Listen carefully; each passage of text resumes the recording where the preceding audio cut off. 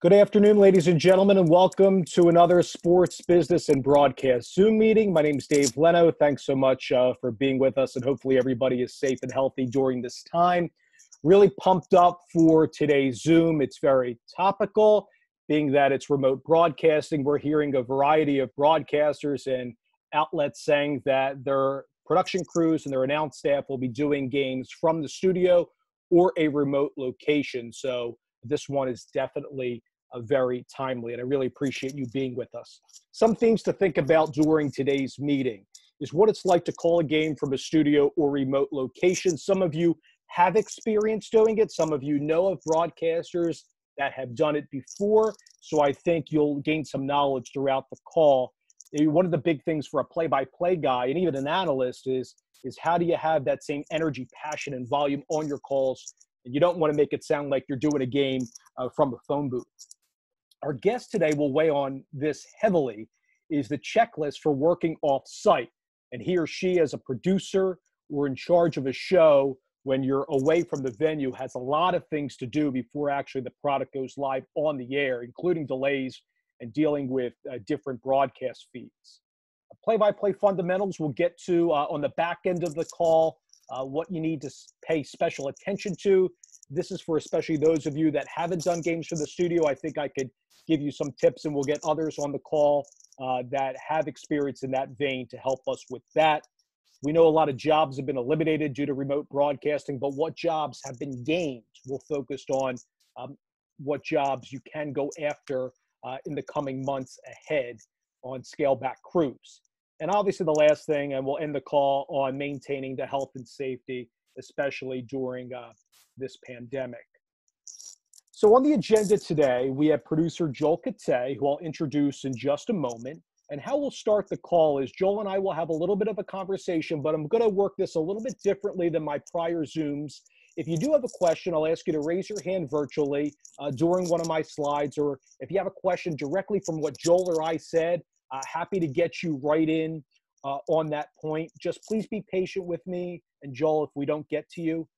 But just raise your hand if there's something you heard and you have a question or want to chime in on. But I ask that it's pretty brief so we can get to as many people as possible.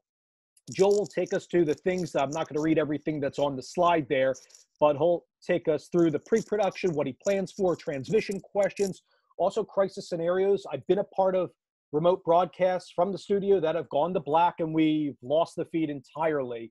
How to call the game off the monitor, having a game plan with your analysts and your crew, what you do when you have a sideline reporter that's on site, and how the prep process changes. You also see on the slide just some of the experience I bring to the table as far as calling games from the studio. I've done Japanese baseball with One World Sports, calling Yomiuri Giants games from a studio in Stamford, Connecticut. I went in at 3 o'clock in the morning. I'll shed some light on that. The game's aired 13 hours ahead of time in Tokyo. Big Ten Network, Philadelphia Union. I do the Riptide with Joel as our producer, and I've done the U.S. Open from a remote location as well. That leads me to introducing our guest today, a friend and colleague of mine, Joel Katay, producer and founder and president of Katay Productions. You can look up that website as well during this meeting. Among the many accomplishments our four-time Emmy Award winner has, he's a producer for various ESPN, CBS, FS1 broadcast, among some other teams and networks. I work with Joel in the New York Riptide of the National Lacrosse League. He also is the lead producer for the New England Black Wolves, also the coordinating producer of the Cleveland Browns. He just told me prior to this that they're gearing up for their preseason TV broadcasts, has a lot of experience heading up the production crew with the Baltimore Ravens. I believe I read that Joel has got a Super Bowl ring. And the Ravens won. I believe that was 2001. And which is really important is that Joel has started his career at NFL Films, but he's assisted a lot of teams on getting on TV. So I know a lot of you on here are younger and want experience and how to get in with an ESPN, a Fox, a CBS, or a team or a TV network. Maybe Joel could shed some light on that. And with that, I'll say hello to Joel Katay, who's joining us now. Joel, first and foremost, thanks for joining us, and hopefully you're safe and healthy during this time. Yep. Thanks, Dave. It's nice to see everybody and have such a great turnout. And I look forward to providing hopefully some good counsel. Yeah, no, this is wonderful. And you have a lot of experience in this world of this remote broadcasting. So just from what your knowledge base is, Joel, why do you think TV networks have gone this way? I've mentioned when people were registering that this is nothing new. The Olympics does this.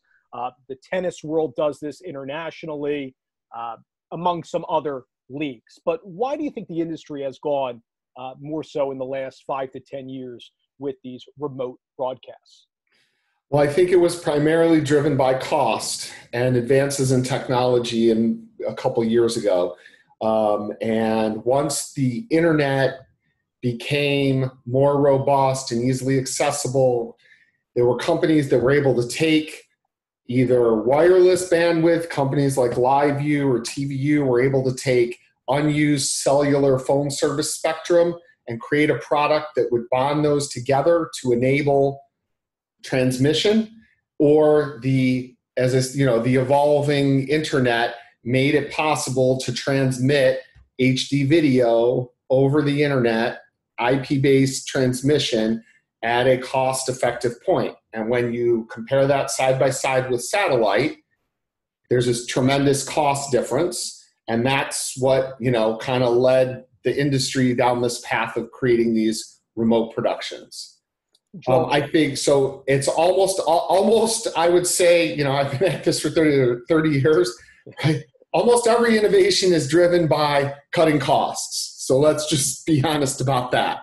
I think now the part two of that is the social distancing, right? I hear over and over again, everybody I talk to, that the goal at the moment is to have as few people in the stadium as possible. So I think it's to limit people in the stadium, and then workers, crew who don't want to go to the stadium. So I think the social distancing is sort of what has now accelerated that from a cost savings thing to now a must-have kind of thing. So you mentioned the social distancing right off the bat. I think many on here are wondering, and they have been in a production truck, whether part of a broadcast or have seen it or visited it. So what type of restrictions are you hearing, or maybe with your company, when you go into a production truck, is there even less crew because the confines are so small? So I think that's sort of the million-dollar question, and I don't have necessarily what the right answer to that's going to be. But what I know is that, a lot of the shows that we do are not necessarily NBA, NHL in 53-foot expandos. That's a separate, say, class of shows. But like our Riptide shows or WNBA games I did, or even college basketball, right? It's kind of been pushed into these smaller form factor trucks that aren't 53 feet wide with an expander, that are 40 feet wide and may not have an expando. And, they need a smaller crew. But, we're still sitting more or less shoulder to shoulder in there. So when this all comes back, I just don't see the viability of how those kinds of trucks are going to stay in business, even if they put up plexiglass barriers. I just don't know what the answer is for those trucks. It's now probably going to result in those trucks, if they're staying on the road, are going to have to bring a second unit to split some of the crew off into the second unit. And I actually have one client who we're looking at that scenario to try to do their games on site. But I'll be honest, we're more pushing the REMI solution thing, I think, than the truck thing, because we just have so much more control and the social distancing is so much less of a factor. I want to ask you about the technology component. You hit on this when you first came on, but for those that have no idea what the REMI world is, and right. Big Ten Network does this as well, calling them, I believe, Micers or MICRs. So if you could just tell us how the technology works, where a game can go on at Rutgers, but you could be sitting in a control room in Bristol or in Charlotte for ESPN doing the production. How does it all work? So there's two sides to the production equation. So let's start with at the venue. Okay. So what do you need at the venue that you can't offload to another location? So you can't offload the camera ops, obviously. They have to shoot the action on the field. So you need to have camera ops at the stadium no matter what. But beyond that, there's really not a lot of needs because all of the other people can be put in the central control room, wherever that is. So as an example, if you took like a, run-of-the-mill outdoor sport, lacrosse, basketball, baseball, right? You'd start with at least 4 or 5 camera ops, okay? And you might have an audio assistant there. So the camera ops do the same job they always did. They have cameras, they go set them up, they cable them back to a transmission point, which used to be the truck, but now may be a van or literally an encoder box that's sitting there at the stadium. So the cameras still do the same job, and the camera pullers that we call utilities would still do the same jobs. But beyond that, then, really the only other thing you need in the stadium is somebody to set up the audio, both in terms of sound effects mics and in terms of whatever intercom communications you need, like to the timeout coordinator or to a stats person. And then that might be it. And then part 2 of this would be at the central REMI control room. REMI is just a term that ESPN invented for remote something integration or something, REMI. So in that main control room is your producer, director, your switcher with your technical director, your replay machines with your tape ops, and your graphics department, whether that's just a font op, an associate producer, a bug operator, etc. And so in the REMI control room, basically all of those feeds from the stadium are sent out, usually over IP. You can do it with satellite. Again, because of cost, this has really moved into an IP-based model. So you have a series of encoders at the stadium. You plug the cameras into the encoders. That video gets on the internet. We have decoders in the facility where we take the video out, and then it works much like a truck. The video is then put into the router feeds the switcher, the graphics machines, and we do the game. Now, and a lot of people had questions upon registering. I've been part of REMI Productions with ESPN. Why is there a delay factor, especially if you're doing the game? And this is for those that maybe have done ESPN broadcasts. You're looking at the monitor, but it's a couple seconds behind. Why does that take place? So if you have the announcers in the same place where you're producing the show, there's no delay because the video is all coming into the facility, and then the output of the switcher is going to a monitor in the room next door where the announcers are sitting. But if the announcers are back at the stadium, right, you have to think about the signal path. So the signals leave the stadium, go on the internet, come to the centralized REMI facility, then they have to be the show is then switched, and then the output of the switcher has to be then sent on an IP transmission line back to the stadium where it's decoded, and then a video cable from that decoder to your monitor in the booth. So every link of that chain can throw a few frames of delay into it. So by the time you're the announcer sitting in the booth, you're 2 seconds behind, 3 seconds behind. If you do it over satellite, it can be even worse. Okay, that's fantastic. This is physics. This isn't like television. This is just physics. It's it's the same thing. If anybody if anybody uses, say, like Apple TV, right, and you watch the app of a cable channel, right, or you watch a game through an app, right, it's like 30 seconds behind what everybody else is watching. So, for instance, like I have a 14-year-old son who's very into sports, and he'll be at his mom's house, and I'll be at my house, and he wants to talk about the game, and he's always one play ahead of me. So he ruins it for me by getting excited about a play that I haven't seen happen yet. It's the same phenomenon in the cable world, right? It's got to go from the stadium to the broadcaster, then from the broadcaster to the distributor, and then from the distributor to your home.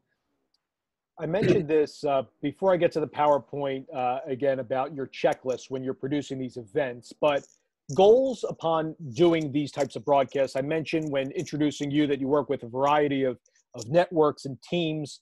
How realistic is the goal doing a remote broadcast, the same as if you were and the production truck was right outside the venue. Right. Look, I don't think that the NHL, NBA, MLB level of stuff is going to be going to this anytime soon, or at least not in a full-on variety.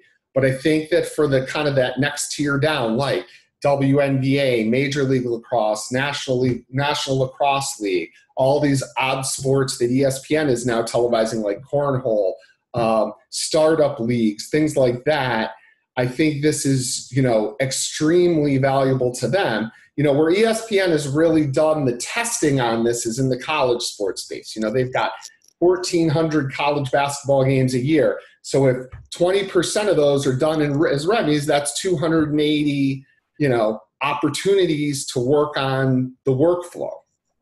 Did I answer your question? I feel like you asked me something completely different. No, I was asking about no, it was perfect. I was asking about the realistic goals of accomplishing a top-notch broadcast remotely as if you were at the venue doing it.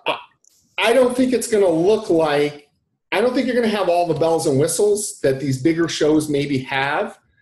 Doing super slow-mo is going to be challenging because of the bandwidth you need to send the super slow-mo feedback. So, like I said, I don't know that the higher levels are going to this anytime soon. Yeah.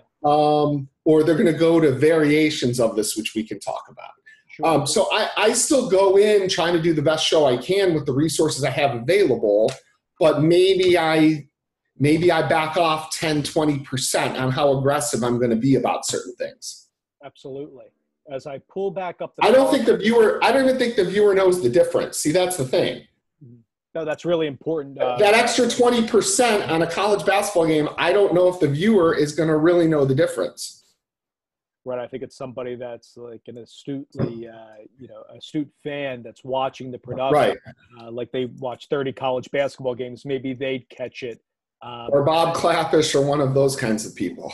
Exactly. Now, I will say for everybody, and those of you may know, I've been reading a lot of articles. A bunch of Major League Baseball people are putting out that their broadcasters, if baseball does come back, that they will not do the road games. They'll do them from the studio.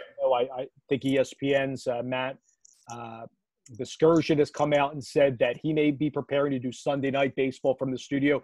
And Kevin Harlan, who we've had on this Zoom till I believe it was Sirius XM, that he may be doing games before it goes to a Western or Eastern Conference Finals or a championship.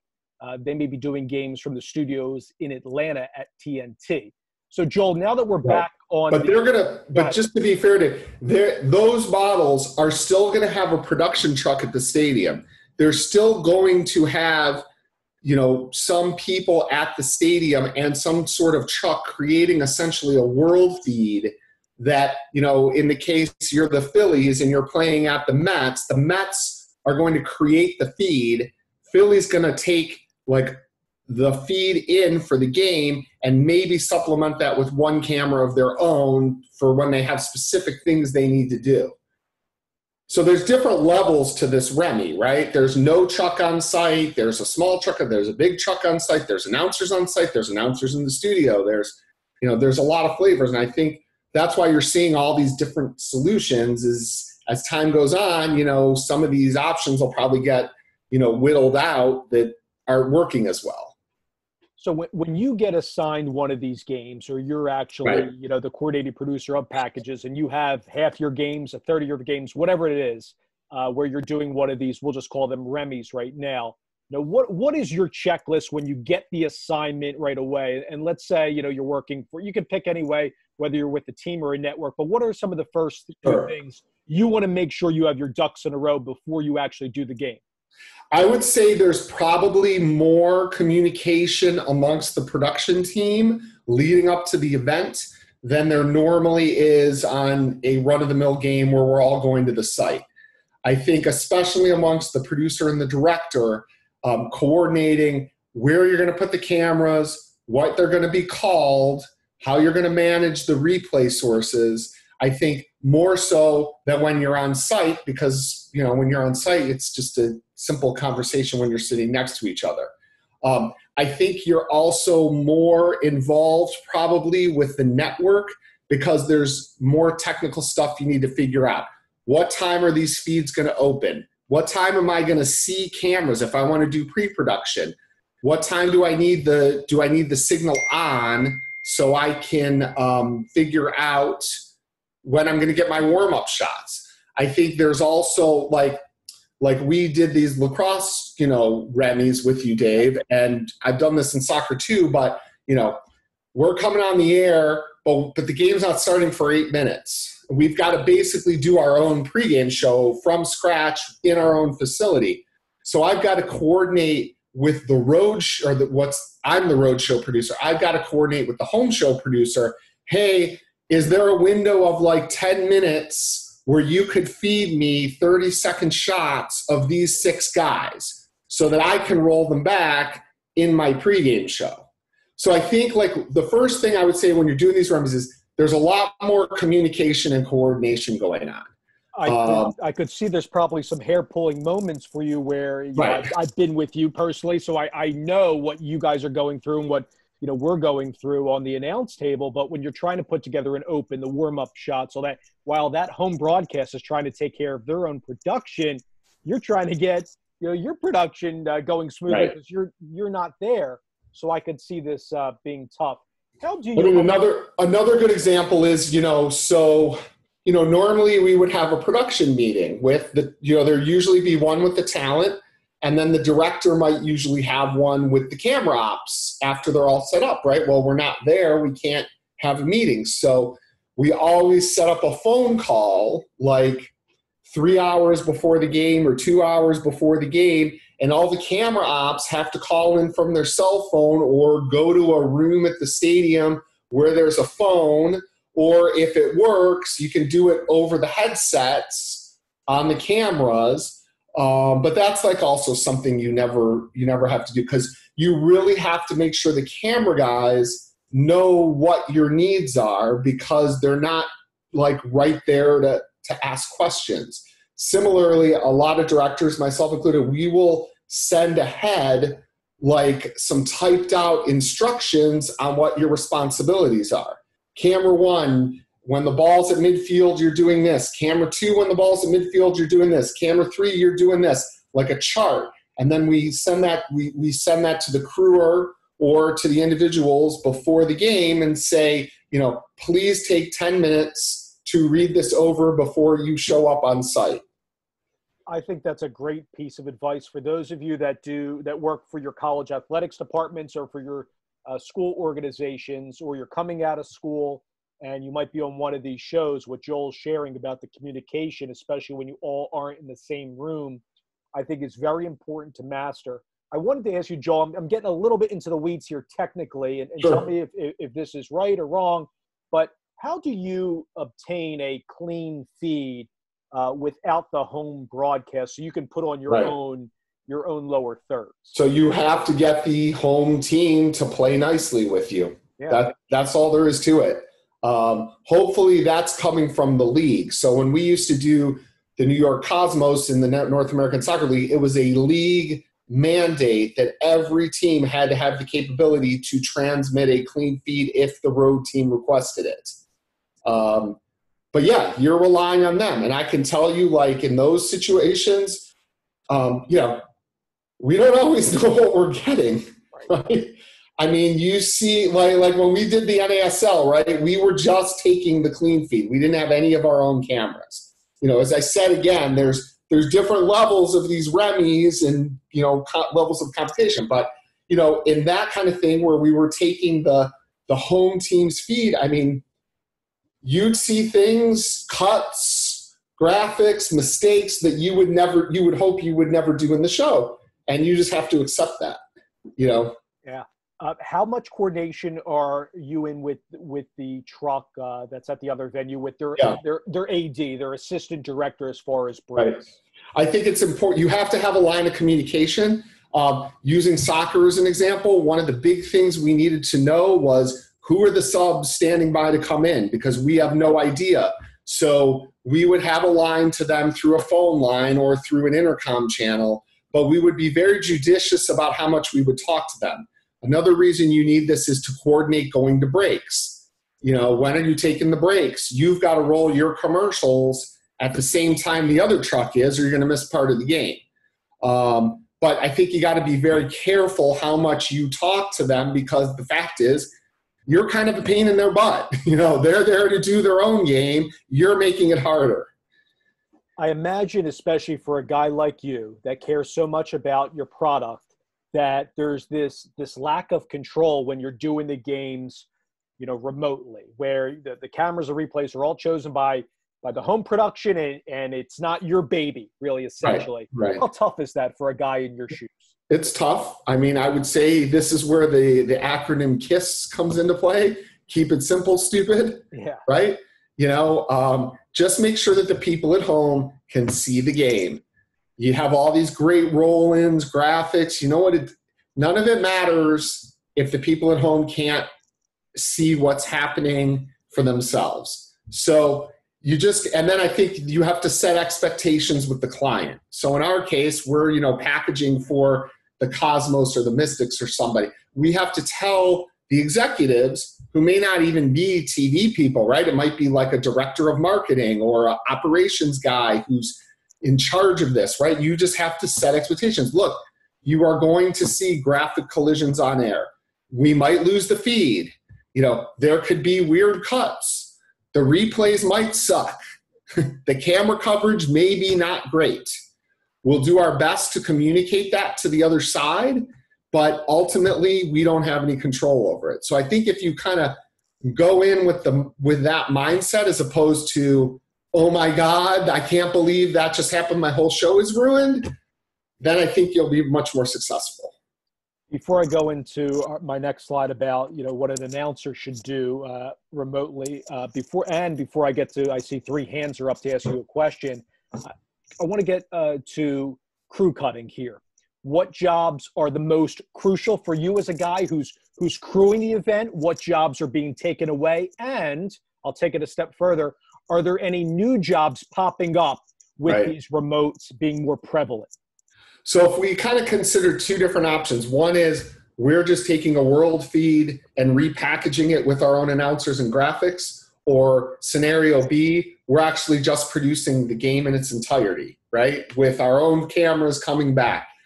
In scenario B, you're sort of needing the same amount of people. You still need the same number of camera operators. You still need your own EVS ops. You need your own graphics people, etc. You need your own TD. In scenario A, right, if it's coming to you already cut, like you probably don't need 2 tape ops, you only need 1, because there's just not any sources to record.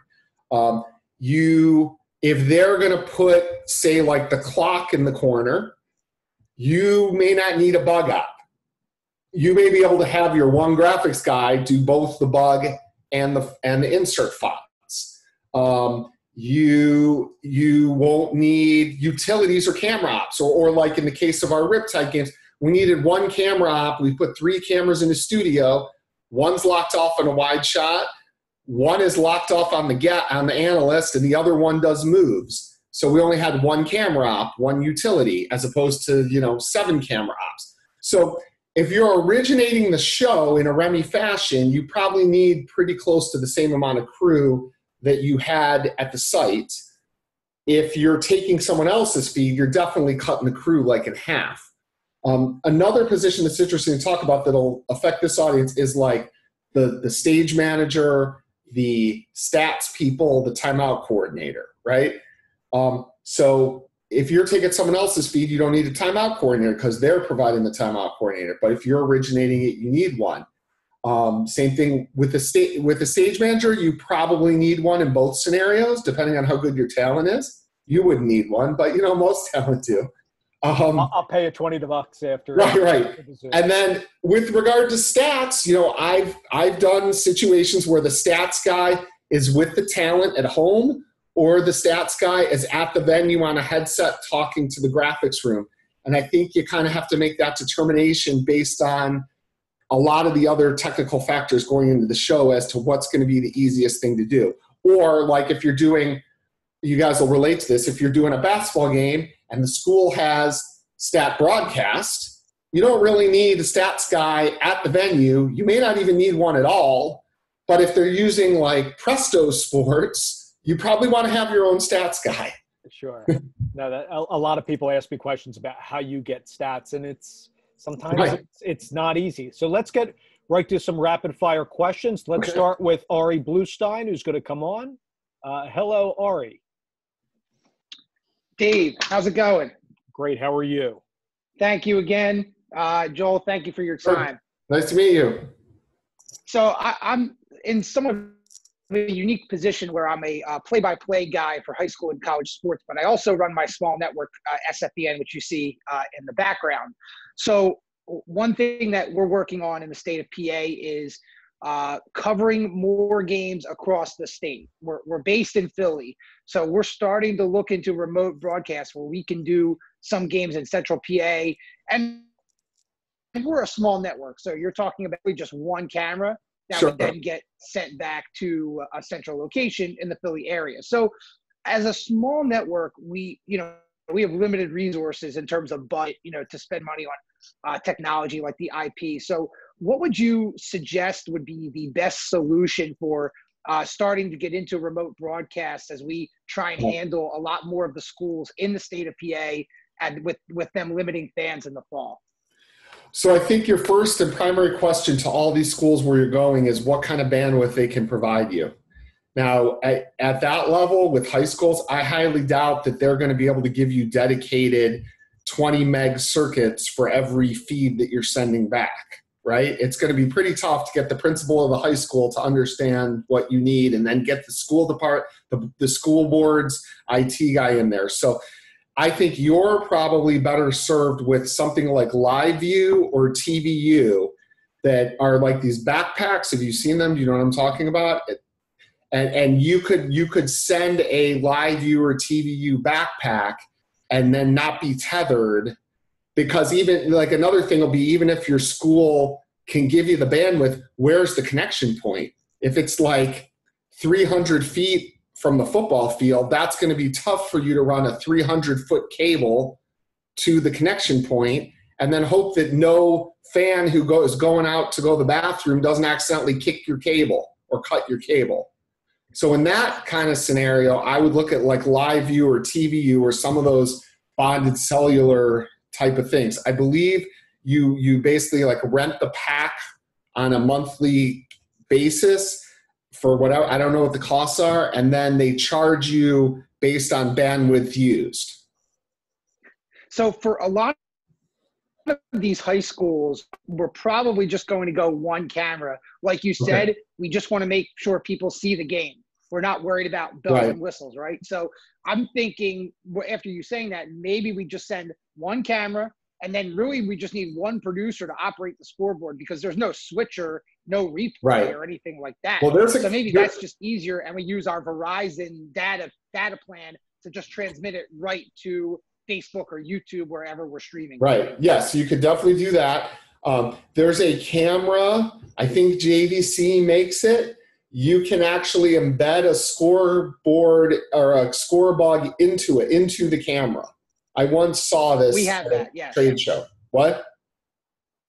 We have that. Oh, well, if that's all you're trying to do with one camera, yes, then using a hotspot or something, but you got to get the bandwidth up there or it's going to, not look great. You probably need at least 20 megs of dedicated bandwidth.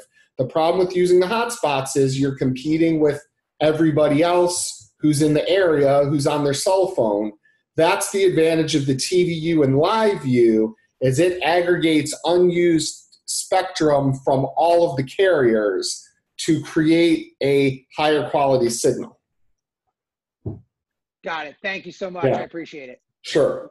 Yeah, thanks, Ari, and continued success to you and SFBN. Great stuff, Joel. Here's Kai Dombach from Germany. I know he does a lot of Bundesliga broadcasts from Oh, so he's overseas. actually working. Yes. Yes. He's actually Yes, at games I to am. call. Yeah, like I actually called the Bayer Leverkusen Bayern Munich match on Saturday, and I'm actually also watching the DFB Pokal semifinal between Bayern Munich and Eintracht Frankfurt, aber auf Deutsch.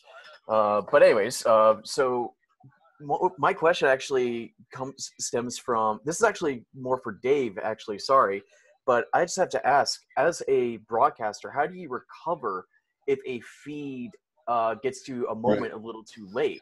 Because this happened on Saturday when Bayern Munich scored their third goal. Like, we were watching a replay, and all of a sudden, when it cut back to the action, we saw this chip go like right over the goalkeeper, but it didn't get back to that moment until it was like almost already in the net. So we kind of went, and there's a goal. Yeah. So you're saying that the broadcaster providing your feed was late coming back from the replay and missed live action. Yep. Yeah. I don't know how do you recover? I don't know that you do. You just maybe you just lay out and you're not going to have your award-winning goal call on that goal. I don't know. Joel, tell me if you agree with this, but I would say to Kai is that I think you need to be very truthful with the audience and just, you don't embellish that the production messed up. Right. There was a goal by the Union during our replay. It's Fafa Pico, who played for the Union, now with FC Dallas. That's his second. It's 2-0 Union, whatever. So I think it's kind of like what Joel's saying, like a less is more situation, Kai. I think if you don't fool the audience, and we'll get to that in a little bit, those crisis scenarios, I've been a part of that on regular productions where, simply put, and Joel knows this would probably be a nightmare scenario where they're caught in a replay and there is a goal scored or there is a big play that happens during a replay. I'm sure Joel's been a part of those productions in some capacity. Yes. And maybe you can shed some light on, what you guys do in the truck as far as recovering from that. Right.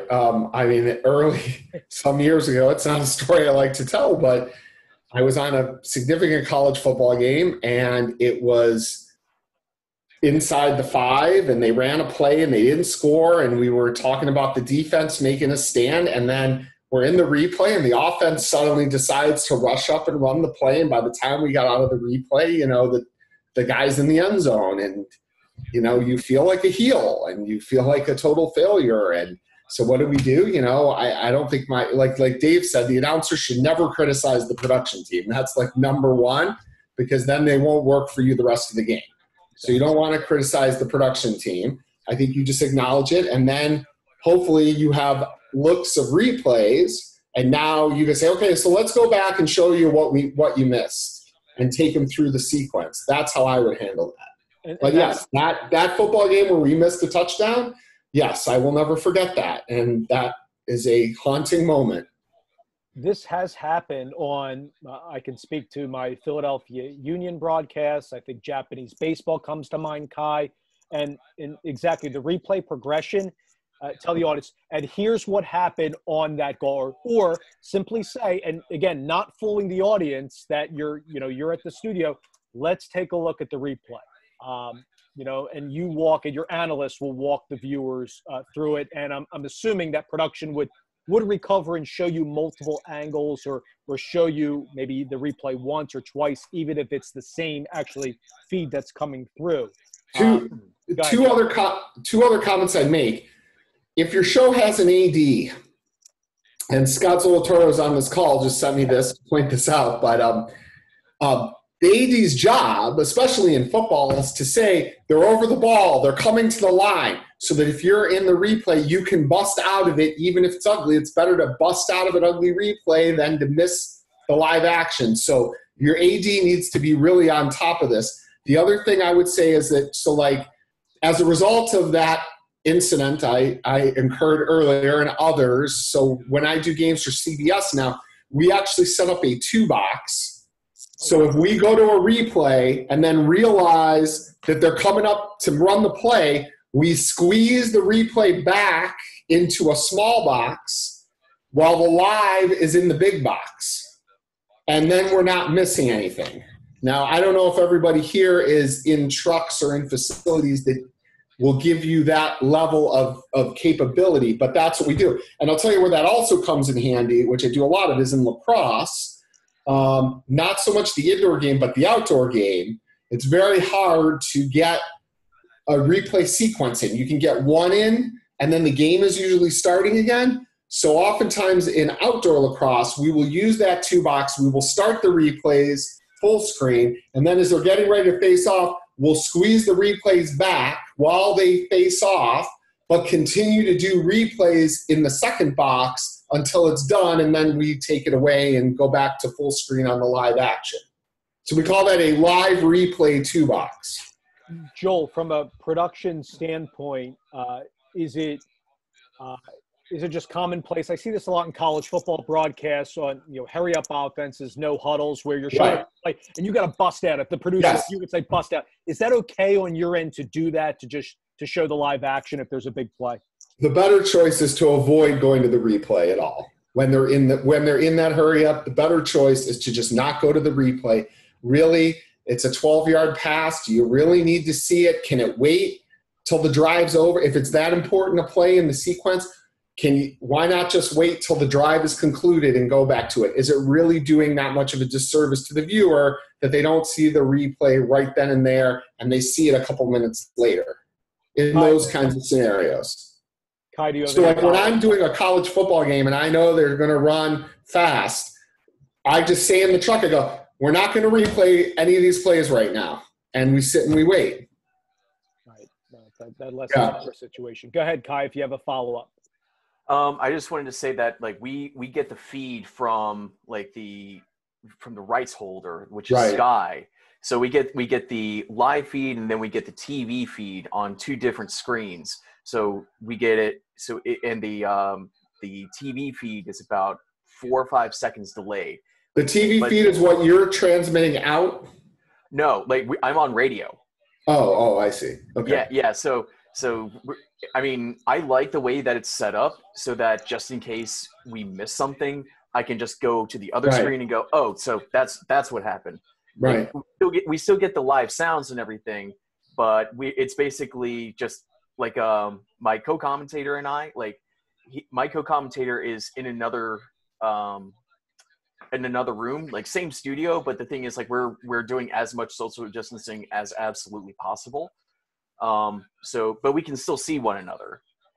But yeah, basically we just kind of looked at each other after that goal and went, okay, we don't that ball was in the air when it came back, and we had no idea who hit it. We had no idea where anyone was, who was where, nothing.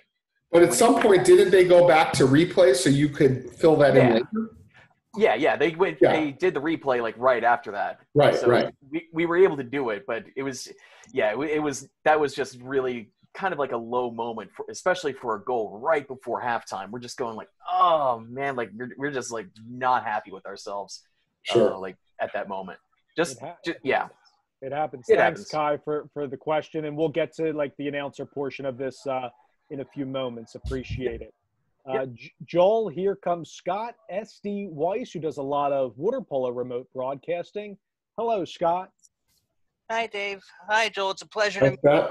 Nice to meet you, too. So I do a lot of remote broadcasting for Collegiate Water Polo Association. Not only do I do play-by-play, but I'm also the producer, so I have a lot of things to do. I had to keep in contact with the camera operator, got to make sure my Wirecast is ready. In fact, I have Wirecast workflow sheet, an announcer script for broadcasting. For anyone who wants to look, I included it on our Zoom chat about 2:15 p.m. Since I do both announcing and producing, do you see outlets consolidating positions, maybe having people do multiple duties during these tough times? I don't think producers and announcers are going to be merged. I mean, we for many years have had producers and directors merged into one, or directors and TDs merged into one. But usually there's at least either a producer with a director/TD or a producer/director with a TD.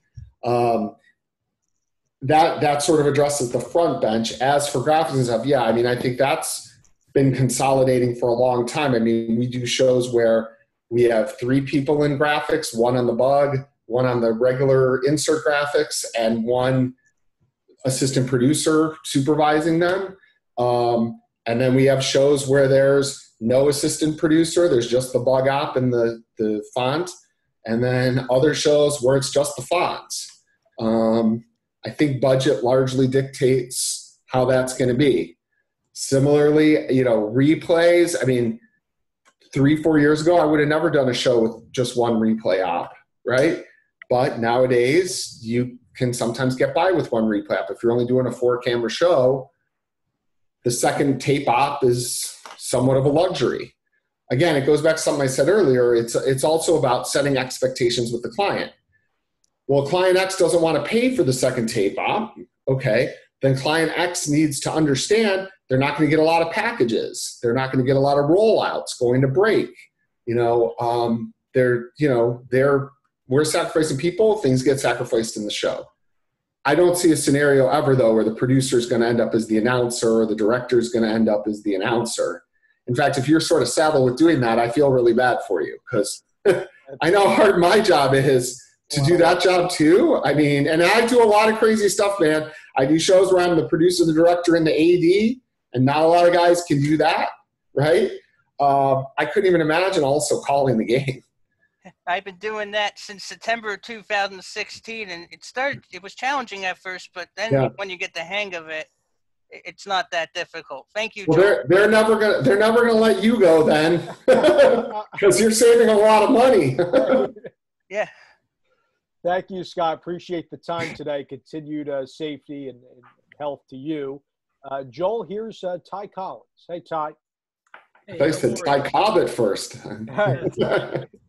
Maybe in a different way. Hey, Ty. Hey. So this question for, I guess, both of you, and maybe you're going to go touch on this a little later, but in regards to your remote studio that you have obviously have experience in, Dave Leno, how many monitors are you looking at, and is there one set live shot that you're watching, or Sure. or what exactly are you looking at directly? What's your first primary monitor you're looking at? So let me tell them how I'm going to set it up, and then you say how you use it, Dave. Sure. So I would typically give the talent a single monitor as large as possible, potentially split into a quad. And I would give him program, what we're producing, so he can see what's going on the air. I would give him camera one or whatever the primary camera is, so that he can always see the action. Regardless of if I'm in a replay or whatever, he could see what's happening on the field. And I would give him a clock camera in sports that are clock dependent. So that he can always see what's on the clock, what's on the shot clock in basketball or lacrosse. And then the fourth window of the quad would be kind of whatever he wants. Probably an ISO, so that I can show replays and graphics to him while the show's going on. Those would be the 4 monitors that I would give him, as big as possible. And Dave will tell you, like in our studio where we did Riptide, we had like a 50-inch monitor probably on a cart. And then when he's on camera, we just pushed it, the stagehand pushed it back. And then when the game starts, he just pulls it right up to the front of the desk. Exactly. And I think the most important thing, Ty, and Joel would agree, and I think all of you would agree, for those of you that are play-by-play announcers or analysts, is the program monitor. And then secondly would be the ISO or the replay, what people aren't seeing at home. That's first and foremost. The stats, it's sort of ancillary. With the clock's very important too. But the productions that I've been involved in, generally, I can tell you that you'll get one big monitor that will show one feed, and that's the program, what your viewers are seeing at home. And then another monitor, now they won't be cut up into the quadrants. That would be ideal, I would guess. But the other monitor could be either the same program feed for your analysts, if you guys want to stare at 2 different feeds, or what Joel's describing, that ISO cam for him and the production to show us replays during the game, at a break, if he wants to roll something in. But the most important thing definitely is what the viewers are seeing at home, I would say. We will get into more about the nuts and bolts of how to do these games from an announcer standpoint in a few. But if you have any follow-up to that, Ty, I'd be more than happy to expound upon that. Okay, thank you. You're welcome. Let's go to Stephen Eggert. Hey, Steve. Hey guys, Joel, thank you for joining us today. Dave, thank you for putting all this on. Hope all is well. I do producer, editor, post-production work at MLB Network, MLB.com and all that. But my other job, which is where this Q&A more aligns with, is I'm cameraman, replay, and graphics op for Princeton University when we do ESPN or local regional broadcasts for any of the sporting events.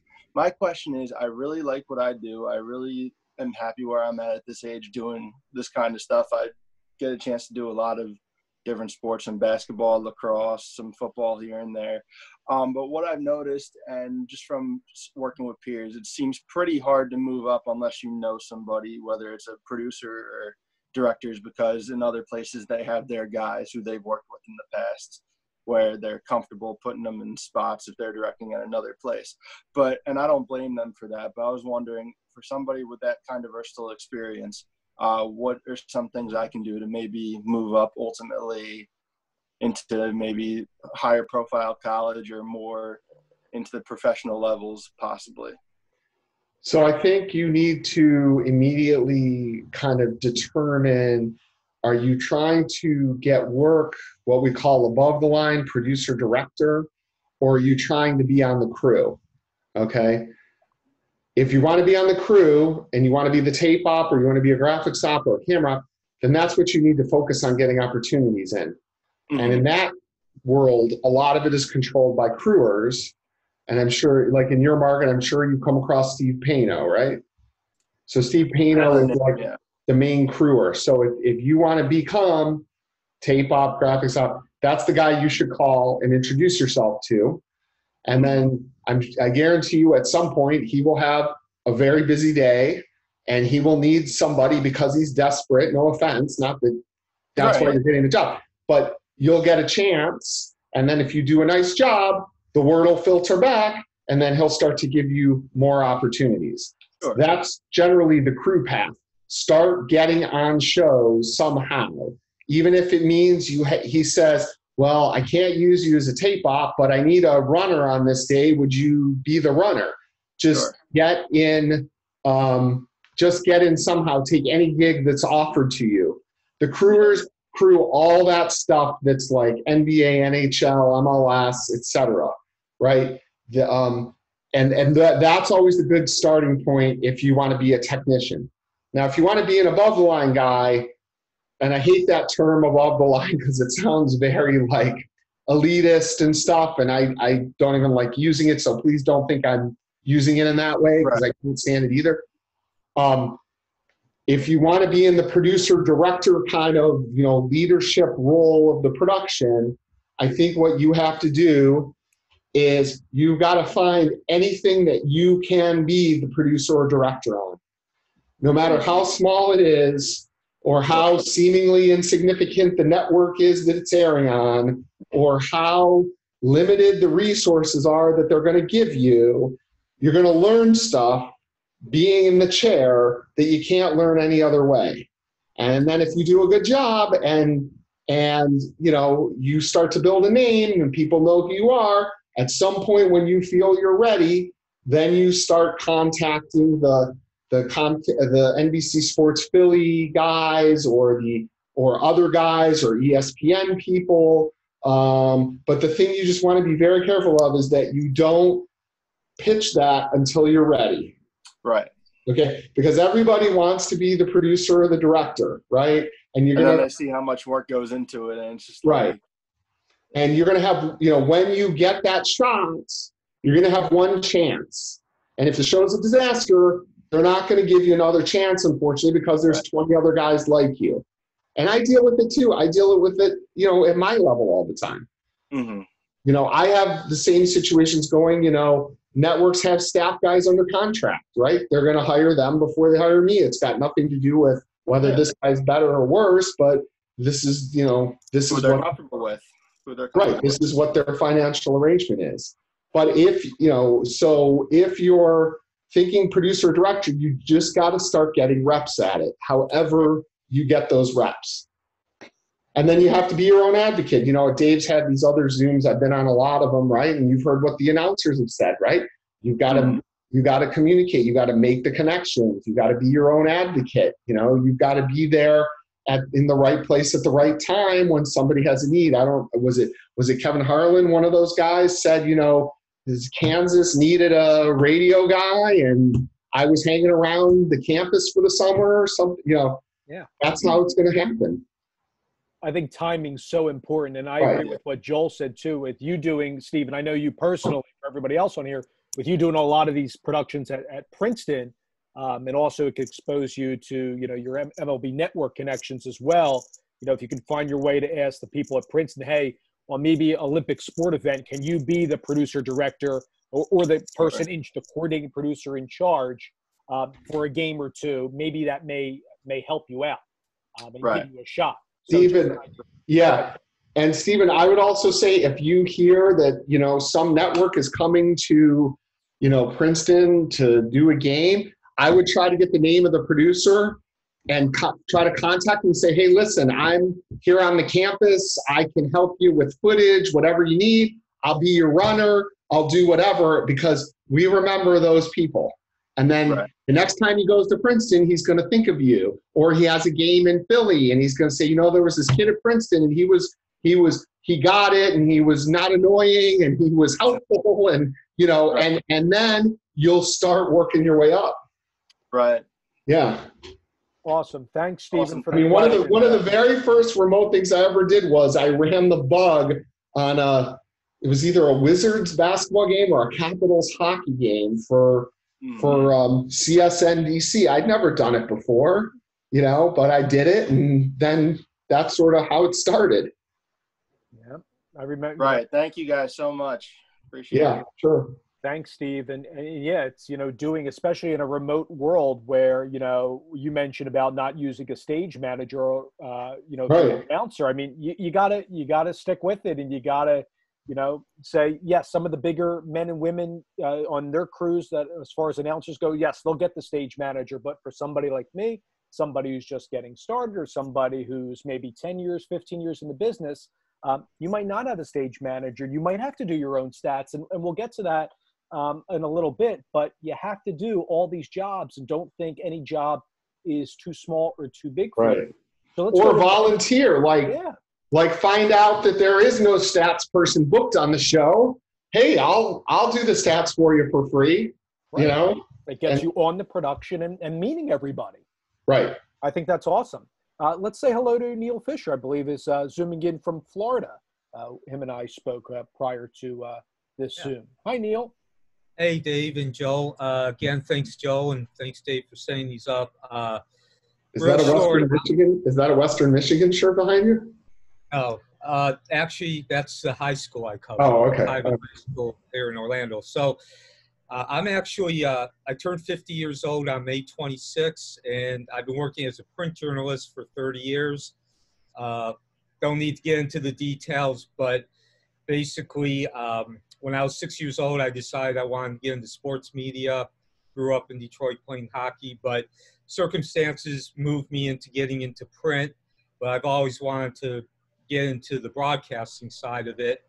A year ago, I enrolled in Dan Patrick School here at Full Sail, and I'm going to be graduating in a year. So my question is just basically, as someone who comes from a print journalism background, is trying to transition into broadcasting vocal, how has having to do remote changed your how you write your scripts, or even, like you said, the pregame shows? And also, again, everybody wants to stand out in this environment of remote. Is there something I can do as using my background to stand out?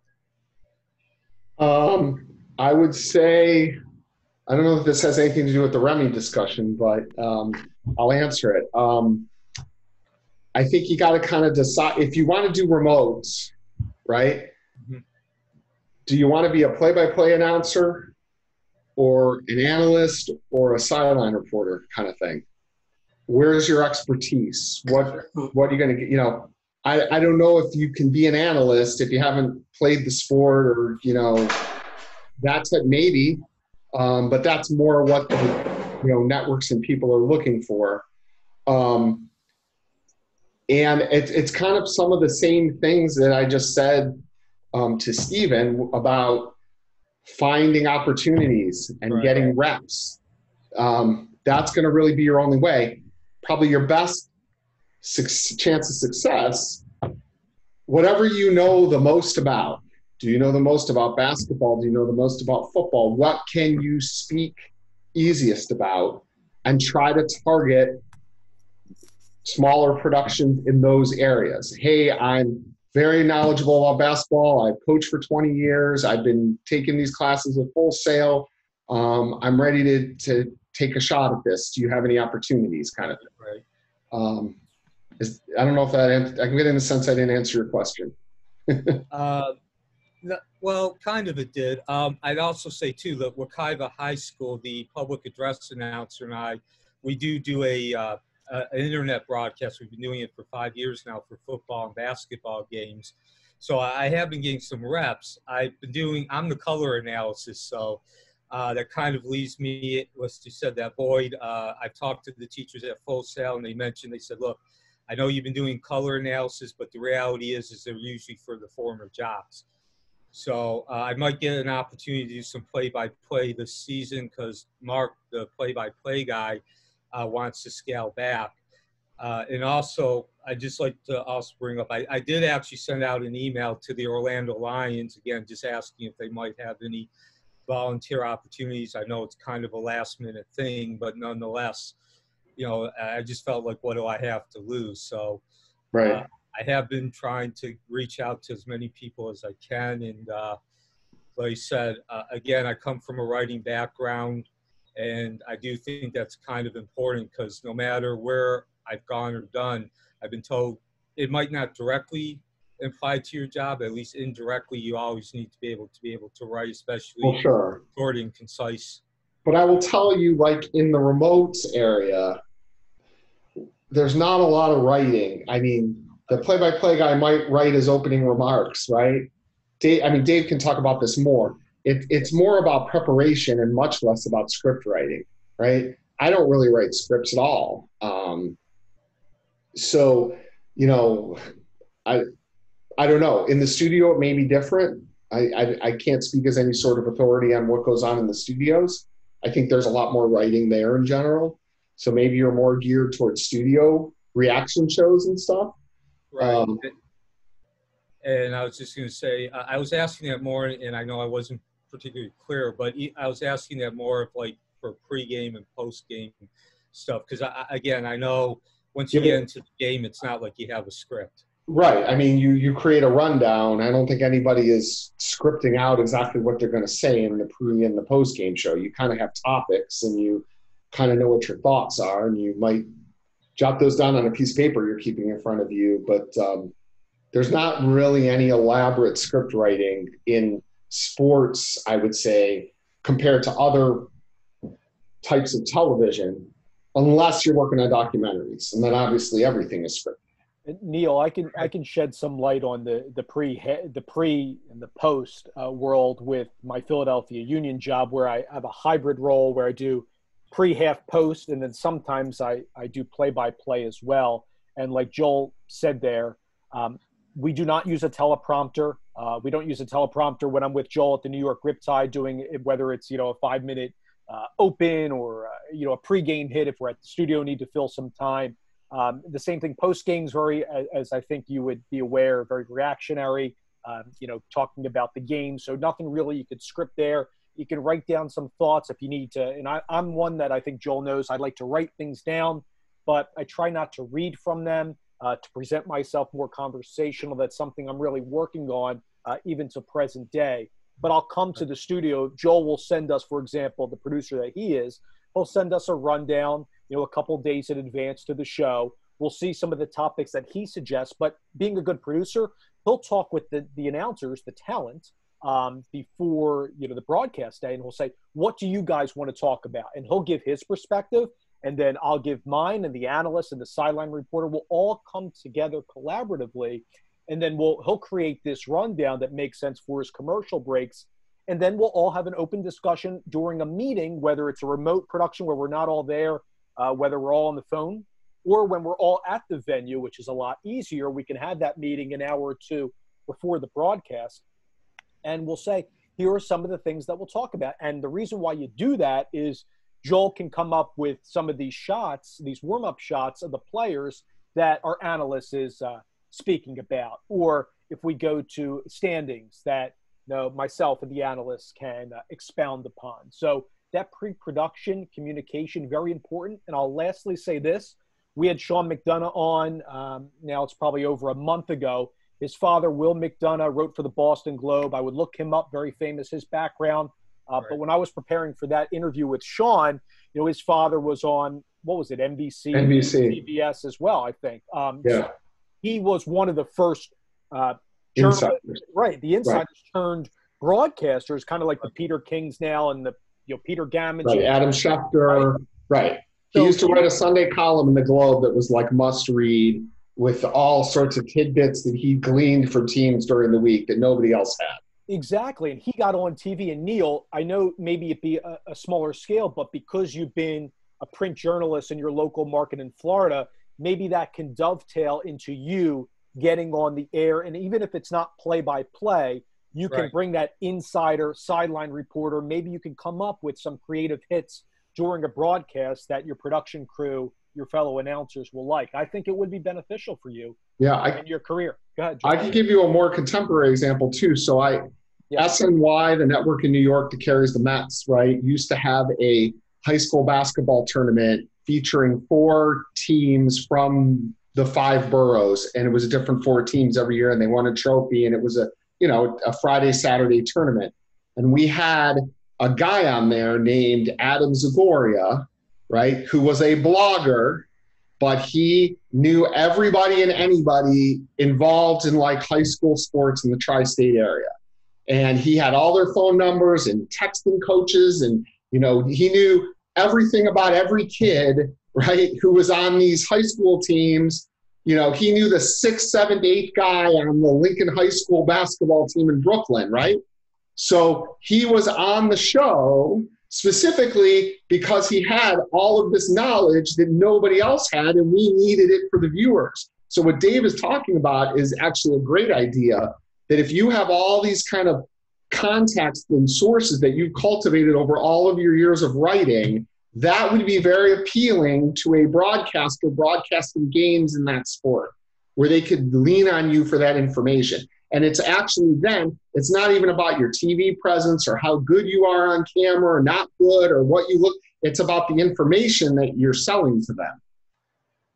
That's a great piece of advice. Hopefully that helps, Neil. We'll get into more of the announcing role. I keep saying that as a preface, but I'll get to that right away. So thanks, Neil, for the question.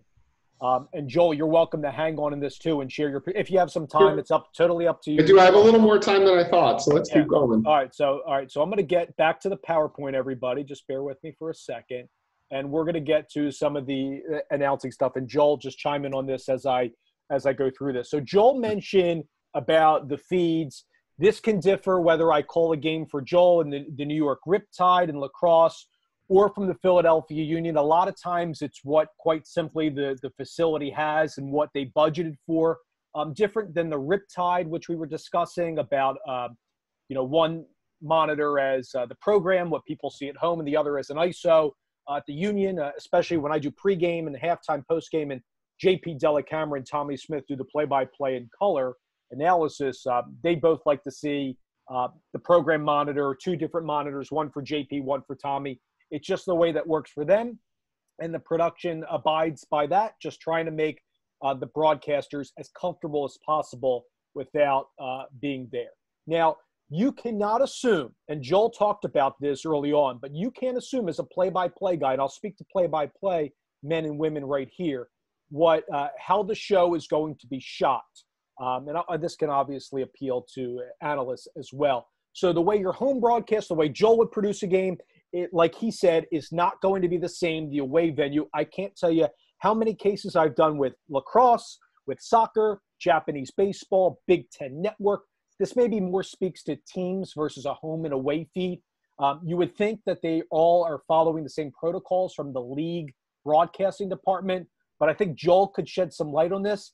Joel, every market, I would think, and we're not trying to diminish markets out there. That's not what I'm trying to say. But what I'm saying is every market tends to have, let's say, a little more creativity and experience to the table and how they present a game. Is that a fair comment?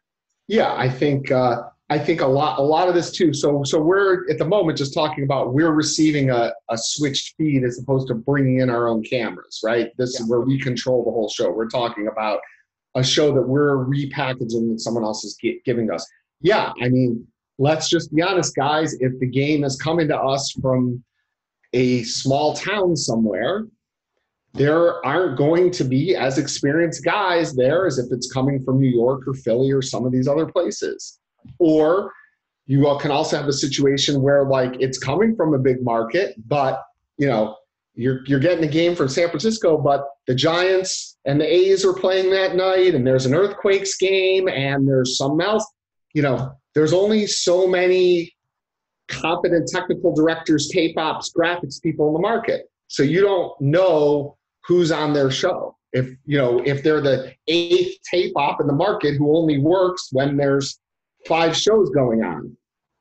And I want everybody to be aware of that last bullet point there is have film material ready if your production comes back from break and they're not ready to play. So Joel, if you could speak to that, because I've been with you on multiple times where we're back and they're still at their benches, they're still in their huddles for college basketball. And I would say that Joel may call for, hey, we're going to go to standings on a wide shot over the court, or we're going to do a lower third or a double box about this. So, Joel, how do you prepare for those crisis scenarios? I wouldn't even call that a crisis versus the feed. Losing the feed. Losing the feed is the ultimate one.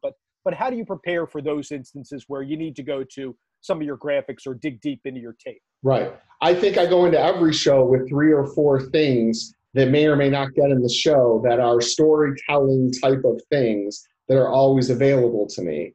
And that's whether we're on a Remy show or not on a Remy show, because you never know. I mean, you could have a problem on the field and you're at the game. So I think, yes, you have to have a couple things in mind. Like you should always have the upcoming schedule built. You should always have the standings built. You should always have a out of town scoreboard built. Those are all things that when you need them on a moment's notice, you can call up to bridge the gap and avoid the awkward, nobody knows what to do. So we're sitting on a wide shot for 30 seconds, looking unprepared. Ty, you have a question. Go ahead. Yes, I'm sorry. In regards to lower thirds and graphics, I was recently in my time of being sheltered. I did some, studying of Bob Costas and all the greats. So I was noticing that some of their graphics, they didn't really highlight. Do you expect your talent to always highlight that or let that speak for itself?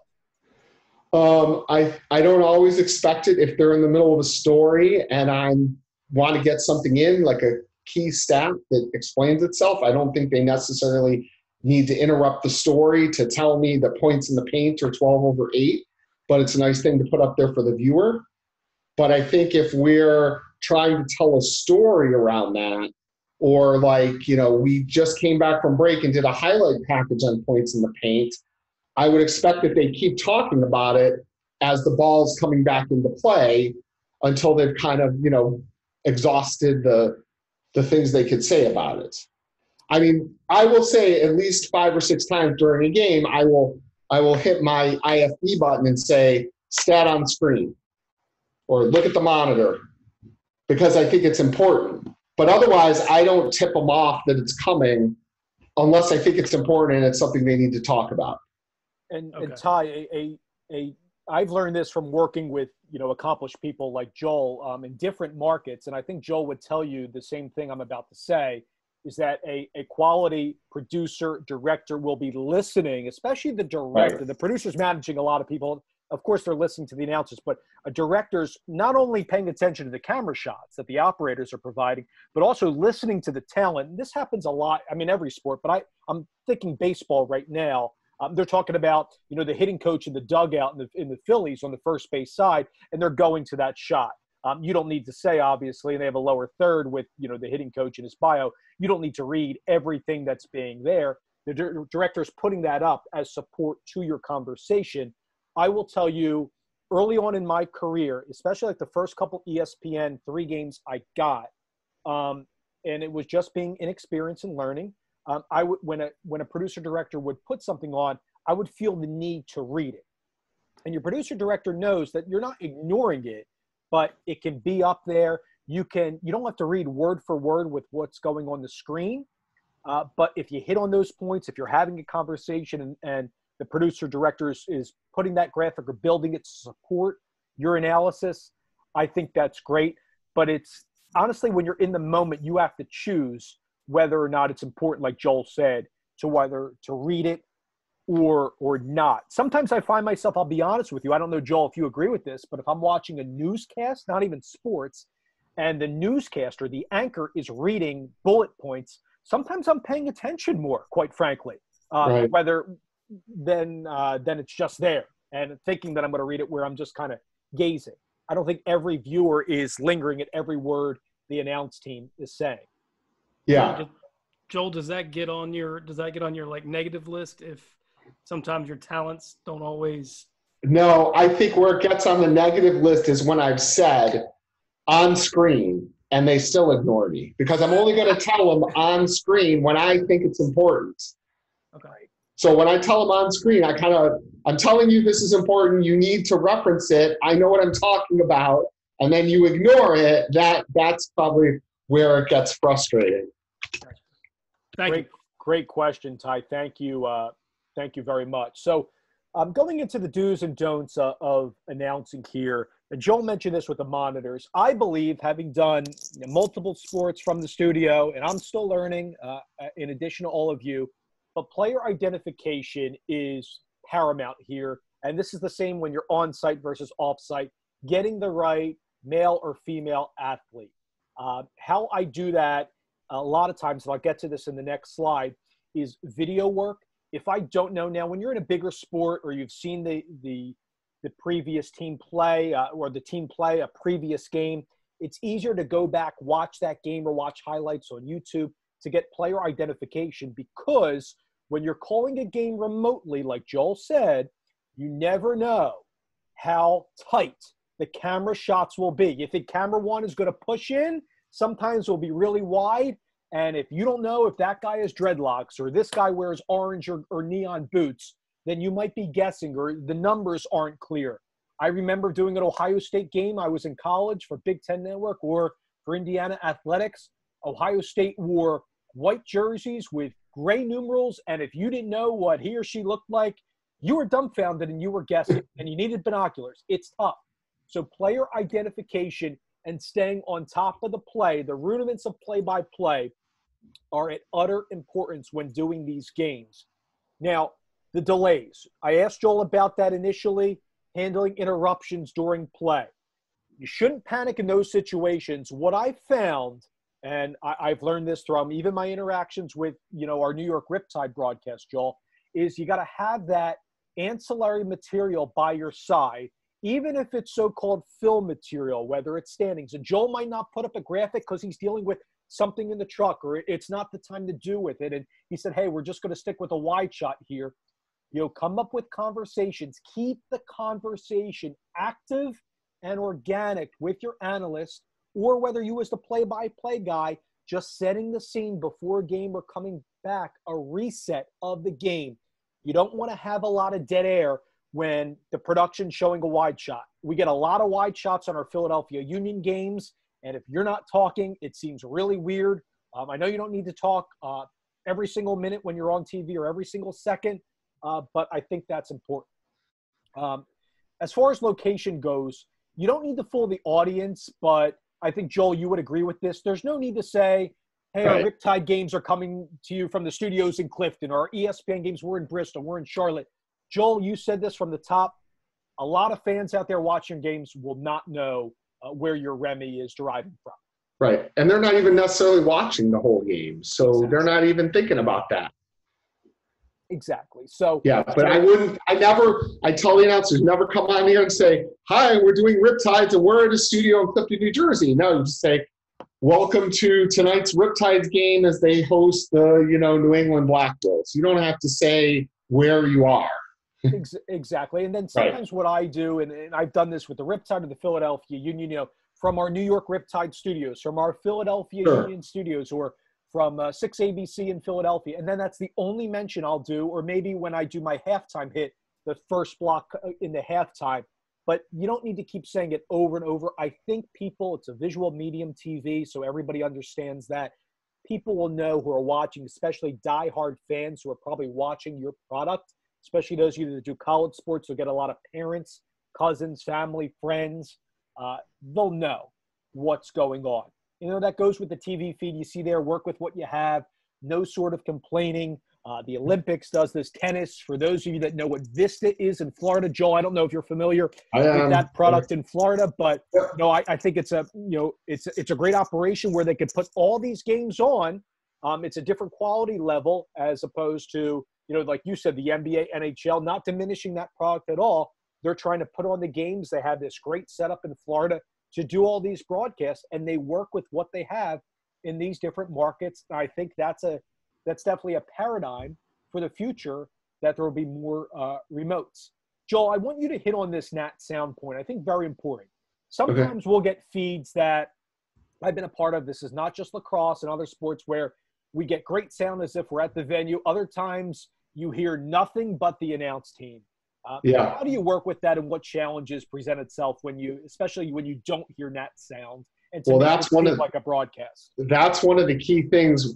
Again, we're talking about games where we're not originating the whole show and we're taking somebody else's feed, and so that is a key thing when I call the home show producer the week of that game to say, is there 10 minutes where I could ask you to feed me 6 30-second warm-up shots?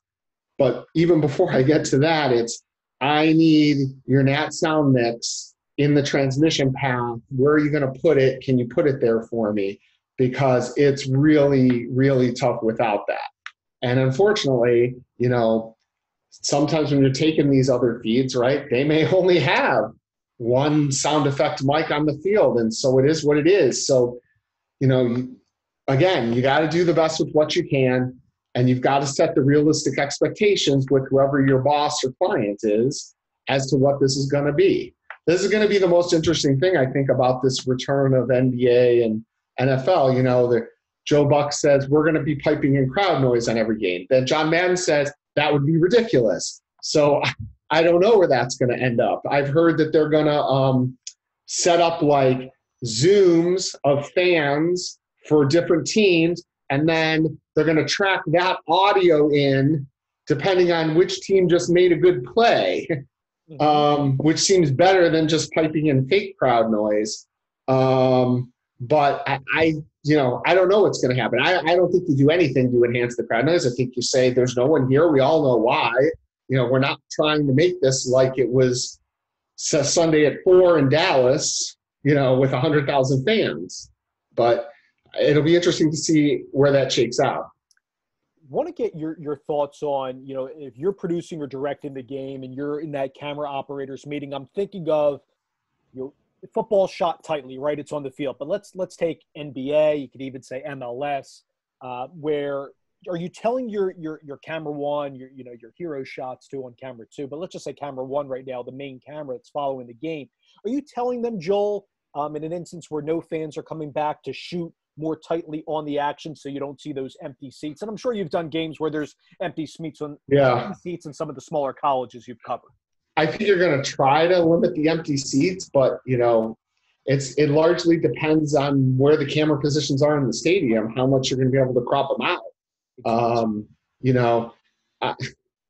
I can remember a client, I can't say the name, but literally it was a small league, and the owner who owned the whole league would come in the truck and literally scream, "No empty seats, screaming at us, right? And like literally we had 5 cameras to cover this sport. We had to put all 5 cameras up in the bowl because any handheld shot showed an empty seat. You can't avoid it. And it hurt his coverage. Every shot was like the same, looking down. And we would say to him, this sucks. You're doing a disservice over your fear of conveying this image that you have empty seats. I think you do what you can, but I think this is the reality. And I don't think it, the one thing I'm interested to see is I've seen stories saying that without fans in the stands, you're going to have more places you can put cameras that you never could before. The first row of seats, 10 feet up off the field, lower slashes. It'll be interesting to see how much, that gets experimented with, because you don't have any obstacles to work around anymore. I think it's also very important as, announcers too, with your production, and Joel would probably speak to this from a leadership standpoint of that crew, is your talent has to broadcast the game as if they're on site, pumping yourself up before the broadcast, fist pumps, pounding the table, whatever your little thing is before you go on air, to have that same passion, energy, and enthusiasm. I started that with the call on some of the themes to think about. I can't tell you, as a guy who has been in the Remy world, the remote world, and also has done games on site, yes, I'm one of those guys like Joel, and I think several of you on here, that can probably tell which games are being produced from the studios and called from the studios versus on site. And I can tell you, I can probably point out the men and women who don't have as much experience because they're sounding like they're in a phone booth. Keep the energy and passion up on those calls. That is paramount. I cannot state that enough on here. If you are an announcer and do get a gig, and that goes for whether you're doing high school for Ari Bluestein, small college, Division I college, or working for Joel one day. Right. Rolling with everything. Go ahead. And it's not easy. I mean, I remember the first Riptide game we did this year, and it's hard. You're sitting in this space, and there's two people there. There's your analyst, and maybe there's a camera guy and an audio guy, and they're half paying attention because they're not on the air, and it's all on you. You as the announcer really have to concentrate on that. It's not as natural as when you're in a building and there's, a couple thousand fans around you to give you energy. No, that's great. And it shows. You're totally right about it shows. No, I appreciate that. And keep with us, Joel. You tell us when you need to go. I know you got to go soon. I go about another 30 minutes. Okay. My thing got pushed back. So. Awesome. So this is a role that I think could help out somebody in Joel's shoes and my shoes, and that's a sideline reporter on site. I'm getting a little bit technical on here, but I wanted to include this because in the remote world, sideline reporters are I would think are big too. You don't see them a lot on maybe some of the games that I do, but I think it's important just to include it in our presentation today. So let's roll with it. So if a reporter, and this is what I'm speaking about on this slide, if the announce crew is in the studio in Philadelphia or wherever, away from the venue, but you do send your sideline reporter to the actual game where your crew and your announce team, your play-by-play analyst, are somewhere else. That's what I'm speaking about here. So that reporter can be and should be the eyes and ears of that broadcast. And if you are a sideline reporter on this call, I believe that you should be preparing those storylines in pre-production on calls with people like Joel, with myself, with others on your crew, as to some of the material that you may bring up during the game. And Joel will say, hey, that's a good idea, or I don't know if we'll get it in, but have it by your side. I think the big thing, though, and Joel can speak to this, and this could, pertain to whether everybody's on site or not, is that communication with the talent and the crew. Joel, you've worked on many productions with the sideline reporter. For those that are sideline reporters where they may only be doing the walk-off halftime hit, the first hit coming back from break, and then they might only get one or two on, how much are they talking to you and helping you as a producer during the game, or what should a quality, efficient sideline reporter do even when they're not coming across on the air? Right. Okay. So I can talk a lot about this, but yes, actually, whether you're at the game, whether I'm at the game or not, right, the sideline reporter can play a huge role and an even bigger role in these Remys, right? Because you're the one person down there who I can talk to at a moment's notice to find out information. So a good sideline reporter, no matter where we're doing games, I always tell my sideline reporters to come to the game with 3 stories. Your top 3 stories that you might want to get in on this game. And then come to our production meeting whether it's on the phone if we're not on site or whether we're meeting in person, and take us all through what these three stories are. And then you'd be amazed how the analyst might add something to it or make a suggestion, or the play-by-play might, or I might be able to say, a good spot where we're going to talk about that is in the second quarter when we do such and such. So if the sideline reporter wants to get on TV, it's incumbent on the sideline reporter to do the homework to make me want to put her on TV. That's the bottom line.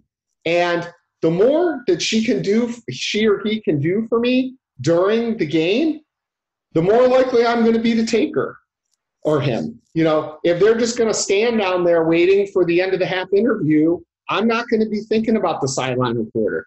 But if he or she is hitting me in my ear, hey, I was just in the bench at the last time out and coach so-and-so gave me some great strategy that, reflects back on what we were talking about a couple minutes ago, I'm all for that. So I always tell it's a democracy, right?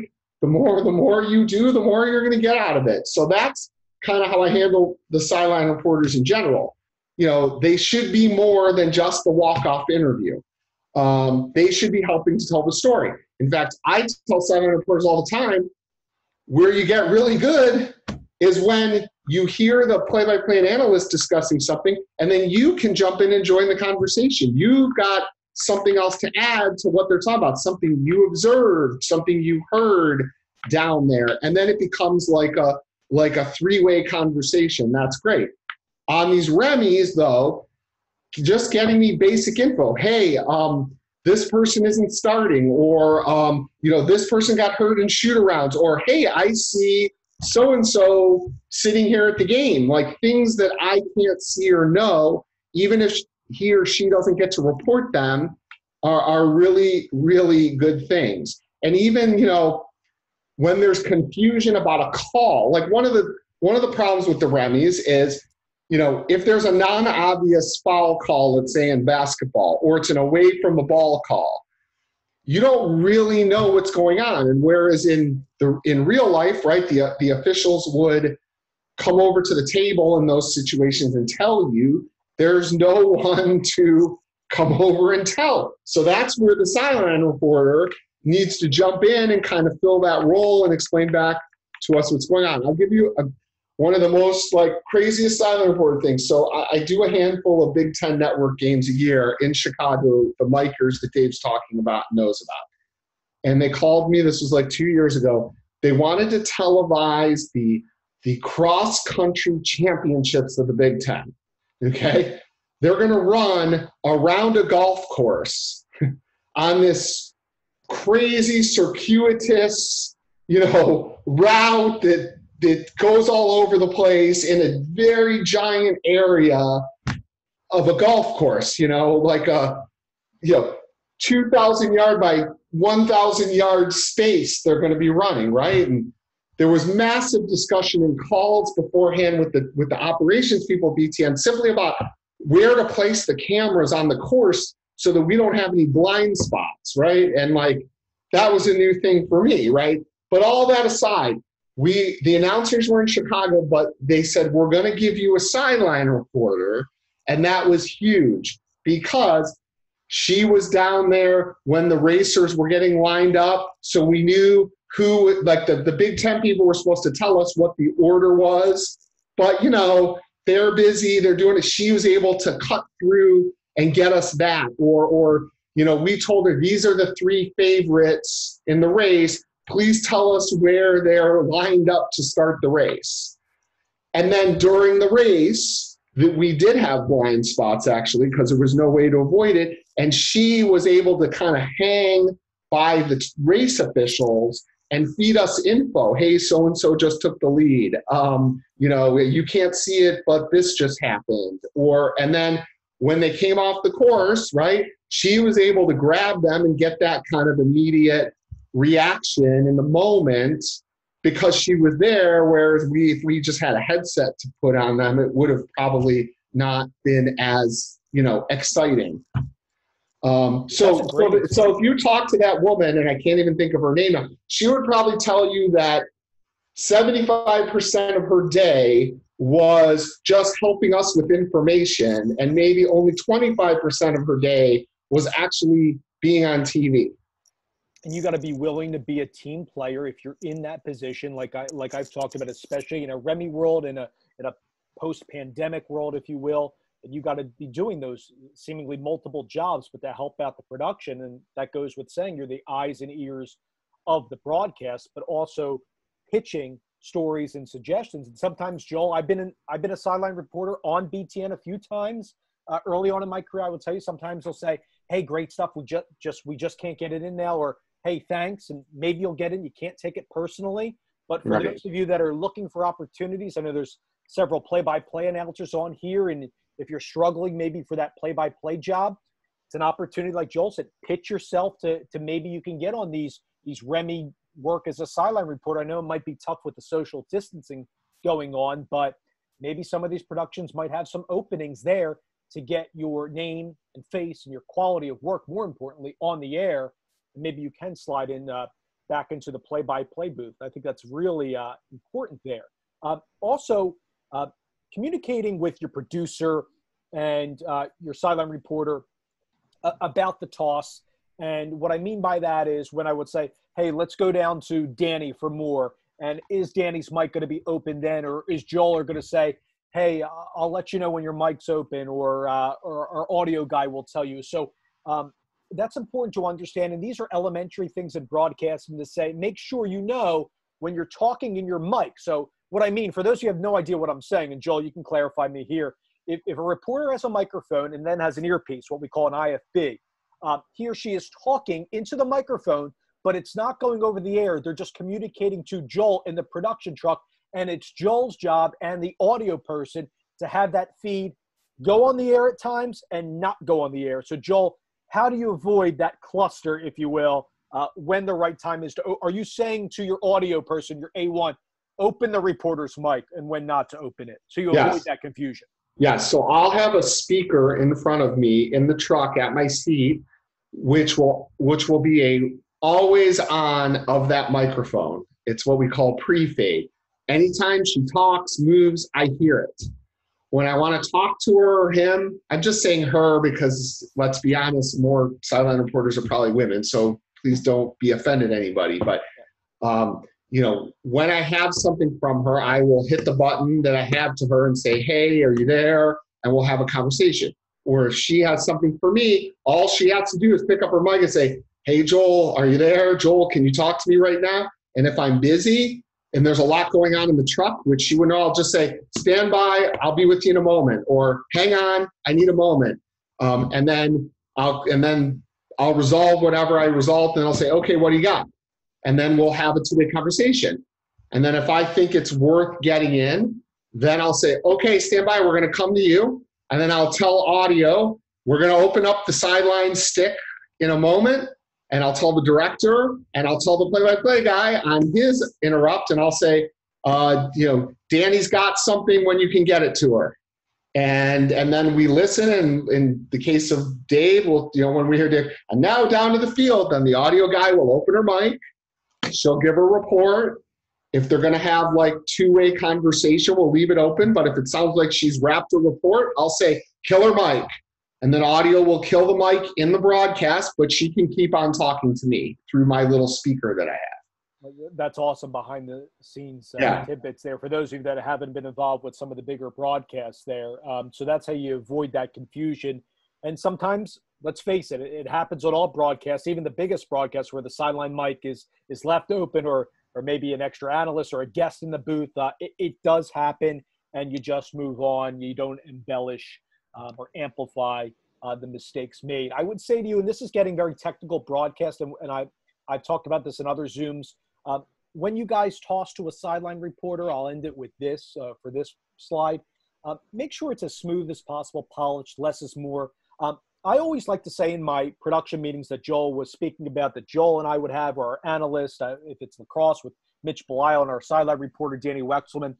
Danny, are you going to introduce the guest, or do you want me to, rather than saying, "Hey, Danny's down on the field with Tyson Gibson," and Danny goes, "I'm now down on the field with Tyson Gibson." See how it sounds repetitive? It's not good. So I'll ask her, What are you going to say how are you going to introduce it? Let the reporter shine in that moment. Don't make it about yourself. But Joel said, which is great, that three-way conversation, if you can, quote, tag, if you can give some response to what that report said, I think that's great for the broadcast. That sounds like a lot of chemistry is going on, a real cohesive product. Very important, very advanced broadcast talk right there, but something to work on for those of you who are at the younger stages, as my notes fall, in your career, that you can work on when involving a sideline reporter. Go ahead, Joel. And my one pet peeve of sideline reporters is the use of the word it. Yeah. Let me send it back to you, Dave. What's it? What are you sending back? Do you have a ball? Are you throwing a ball up to Dave so you can catch it? What's it? Don't say back. I'm going to send it back to you or back to you, Dave. Just say Dave, or don't say anything. Thanks. Or just lay out when the guy's done with the interview. But the wasting of time and the it drives me up a wall. You know, it's funny. There is no it. You're not sending anything back to Dave.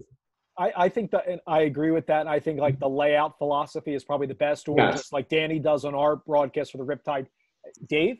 And then, you know, I follow up with Mitch, or if we have to sometimes there's moments where you can't acknowledge what the sideline reporter said because there's an important play coming up, or Joel's showing an important graphic, or we got to go to break right away. So there's these cases that happen, which, you know, if you have that communication, it all goes back to pre-production, or like Scott does on his broadcast as a producer and announcer.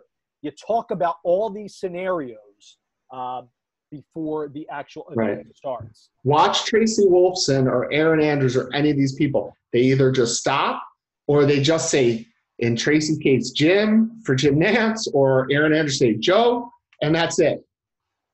Joel, you and I talked about, you know, preparing for games remotely right before we started, like that game one, that Vancouver game for the New York Riptide.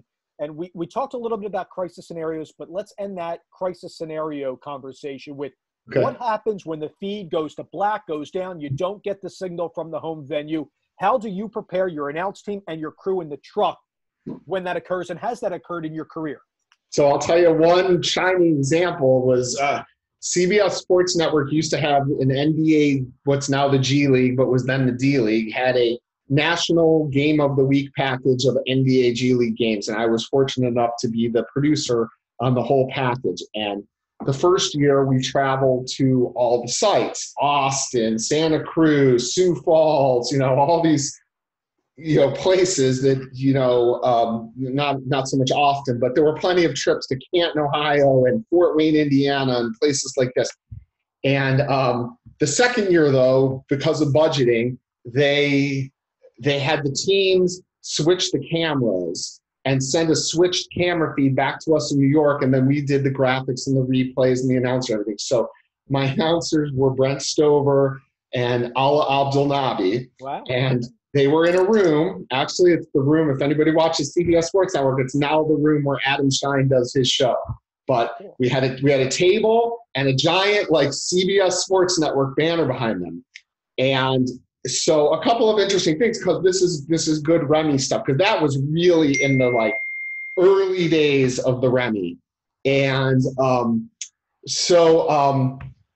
we would call the coaches on their cell phones an hour before the game. That was how we got our information. They would show up at the studio. We would go in a room. We were given the coaches' personal cell numbers by the G League, and we would call their cell number and ask them questions on a conference call. And that was how we got information. So anyway, we were doing this game, and it was coming back from like, it was either Rio Grande Valley or Austin, and we're calling the game, and boop, and the whole thing just goes black, right? So I told Al and Brent from the beginning, I go, guys, like, we don't know what's going to happen. You need to be prepared to be on camera. Like when we're in trucks and at games, they're not always wearing their coats, and they're not, you know, they don't always have their ties up tight once we've taped the on camera. I said, you're going to have to sit in the chair in your coat with the tie because we might have to cut to you in a split second. And so sure enough, the feed goes out, cut to the camera in the studio. They're, you know, a little bit of a deer caught in headlights.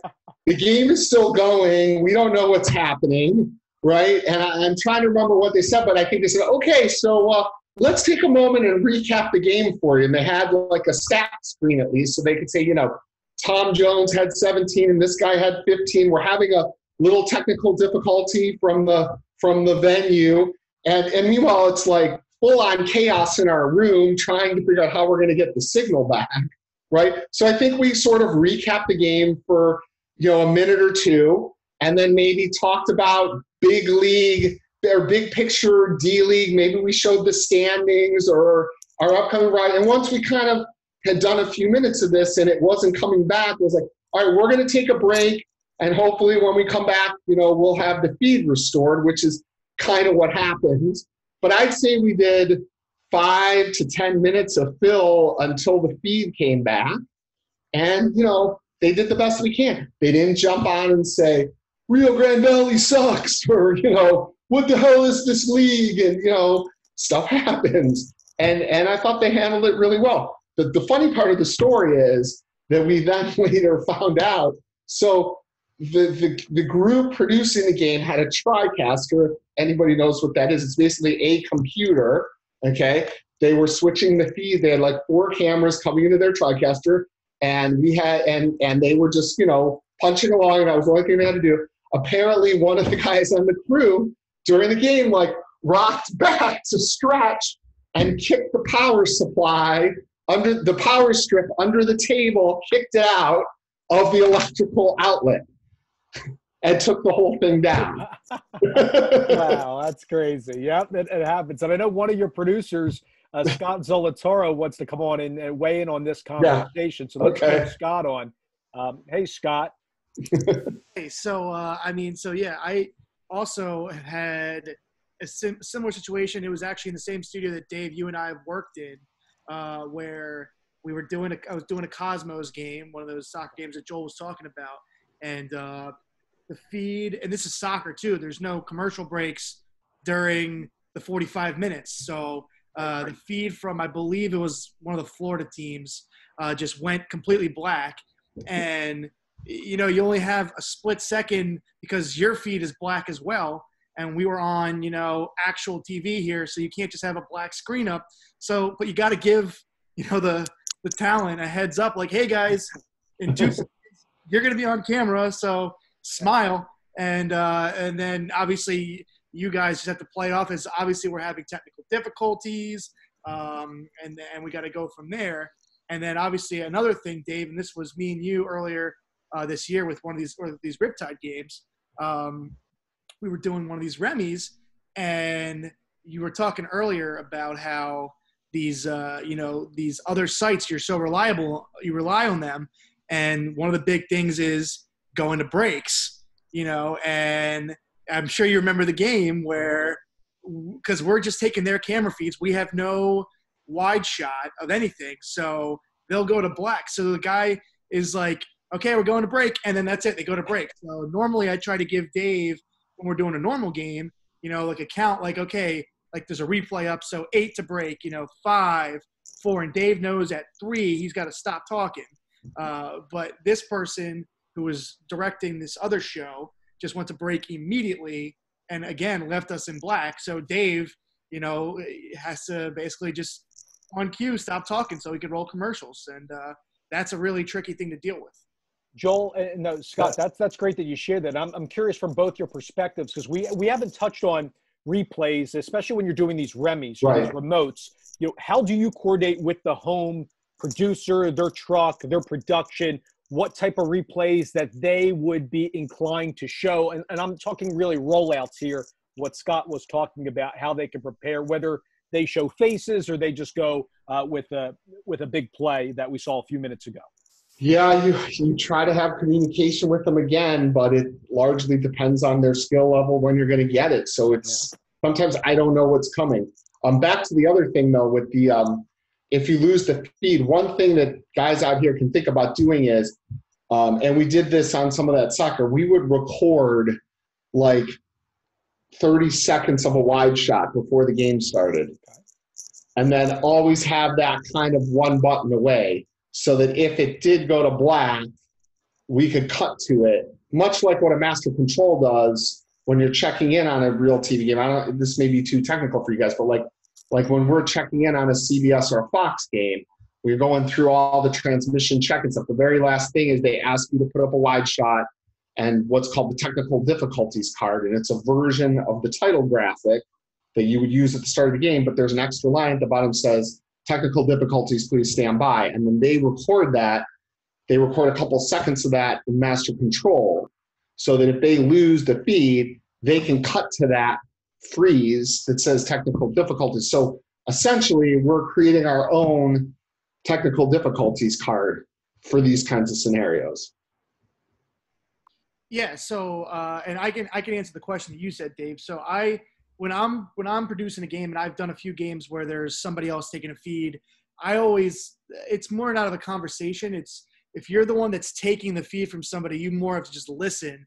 So I'll always say we're going to break with pictures or we're rolling out, way ahead of time. That way, right, all parties, and especially the people in your truck know, and the talent knows what to expect. So if I hear they're going with pictures, I know it's going to be a lot quicker going to break than, say, if we're rolling out. If we're rolling out, it's normally about 8 to 12, maybe 10 seconds, somewhere in there. Going to break with pictures is usually 3-5 seconds, and it's quick. So that's just the thing that I'm listening to. If I'm the one taking a feed, and then I'm also sharing that information if I'm the one that's giving away our feed. Now, it's very important for a lot of the announcers on here, and I know it's most of the people probably left on the call.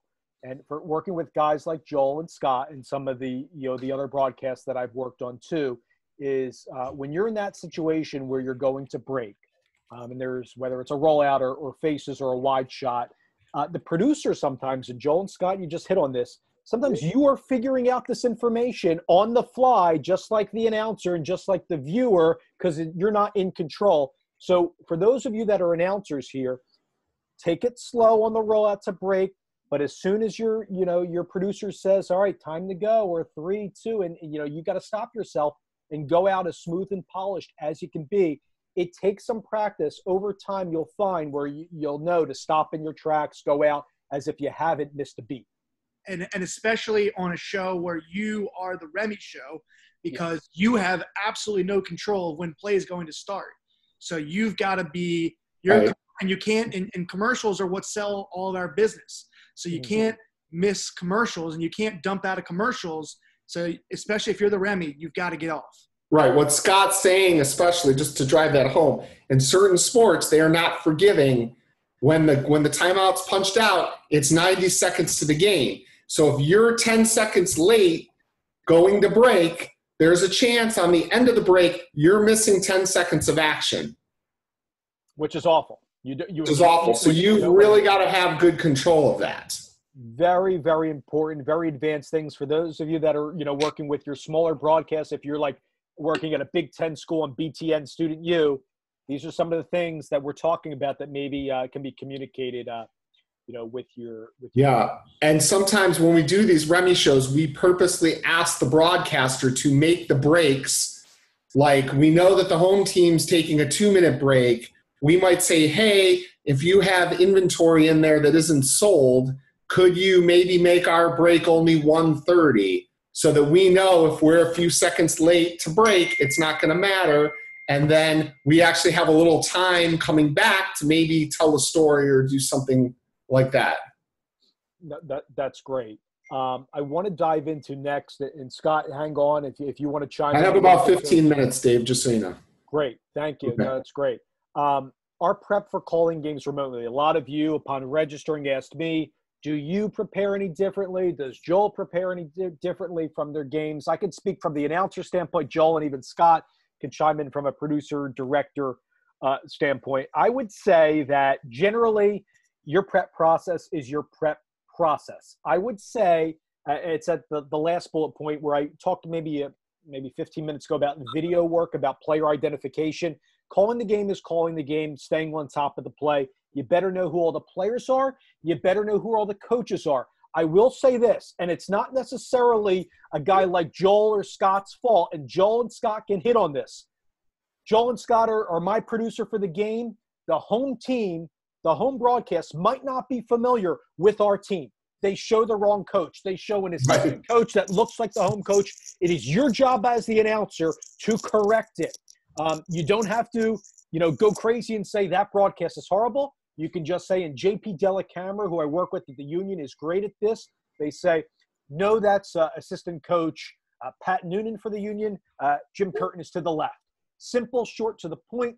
That's it. Get out, move on to the next point. You don't say, or anything like that. You move on. So some of those situations as announcers, you have to prepare for, especially when you are not in control of your broadcast. Preparing for the crisis scenarios that we all talked about, if Joel or Scott have to cut to you right away. There were two instances I wanted to point out to you on Philadelphia Union games. One of them, and this is all public, it happened during a Union broadcast. Marissa Pill and I were on the set. We were watching the game on monitors. JP and Tommy were calling the game to our left off of a different set of monitors on a broadcast table. They lost the feed from such venue, and the shot came right back to Marissa and I, leaned over like this, just note-taking or doing whatever. And I kid you not, for about 5 to 10 seconds, the shot was on us without talking. We weren't prepared for it. The broadcast didn't say, hey, we're back on you guys. I think our IFBs were still in our earpiece because I was listening to what our play-by-play and analysts were saying. It happens. We stood up. They quickly cut away or rolled a commercial. And it's the job of the play-by-play or the analyst, or if they're coming back to us, to explain what happened very quickly. Same thing as if the shot goes to black. You need to prepare for these things.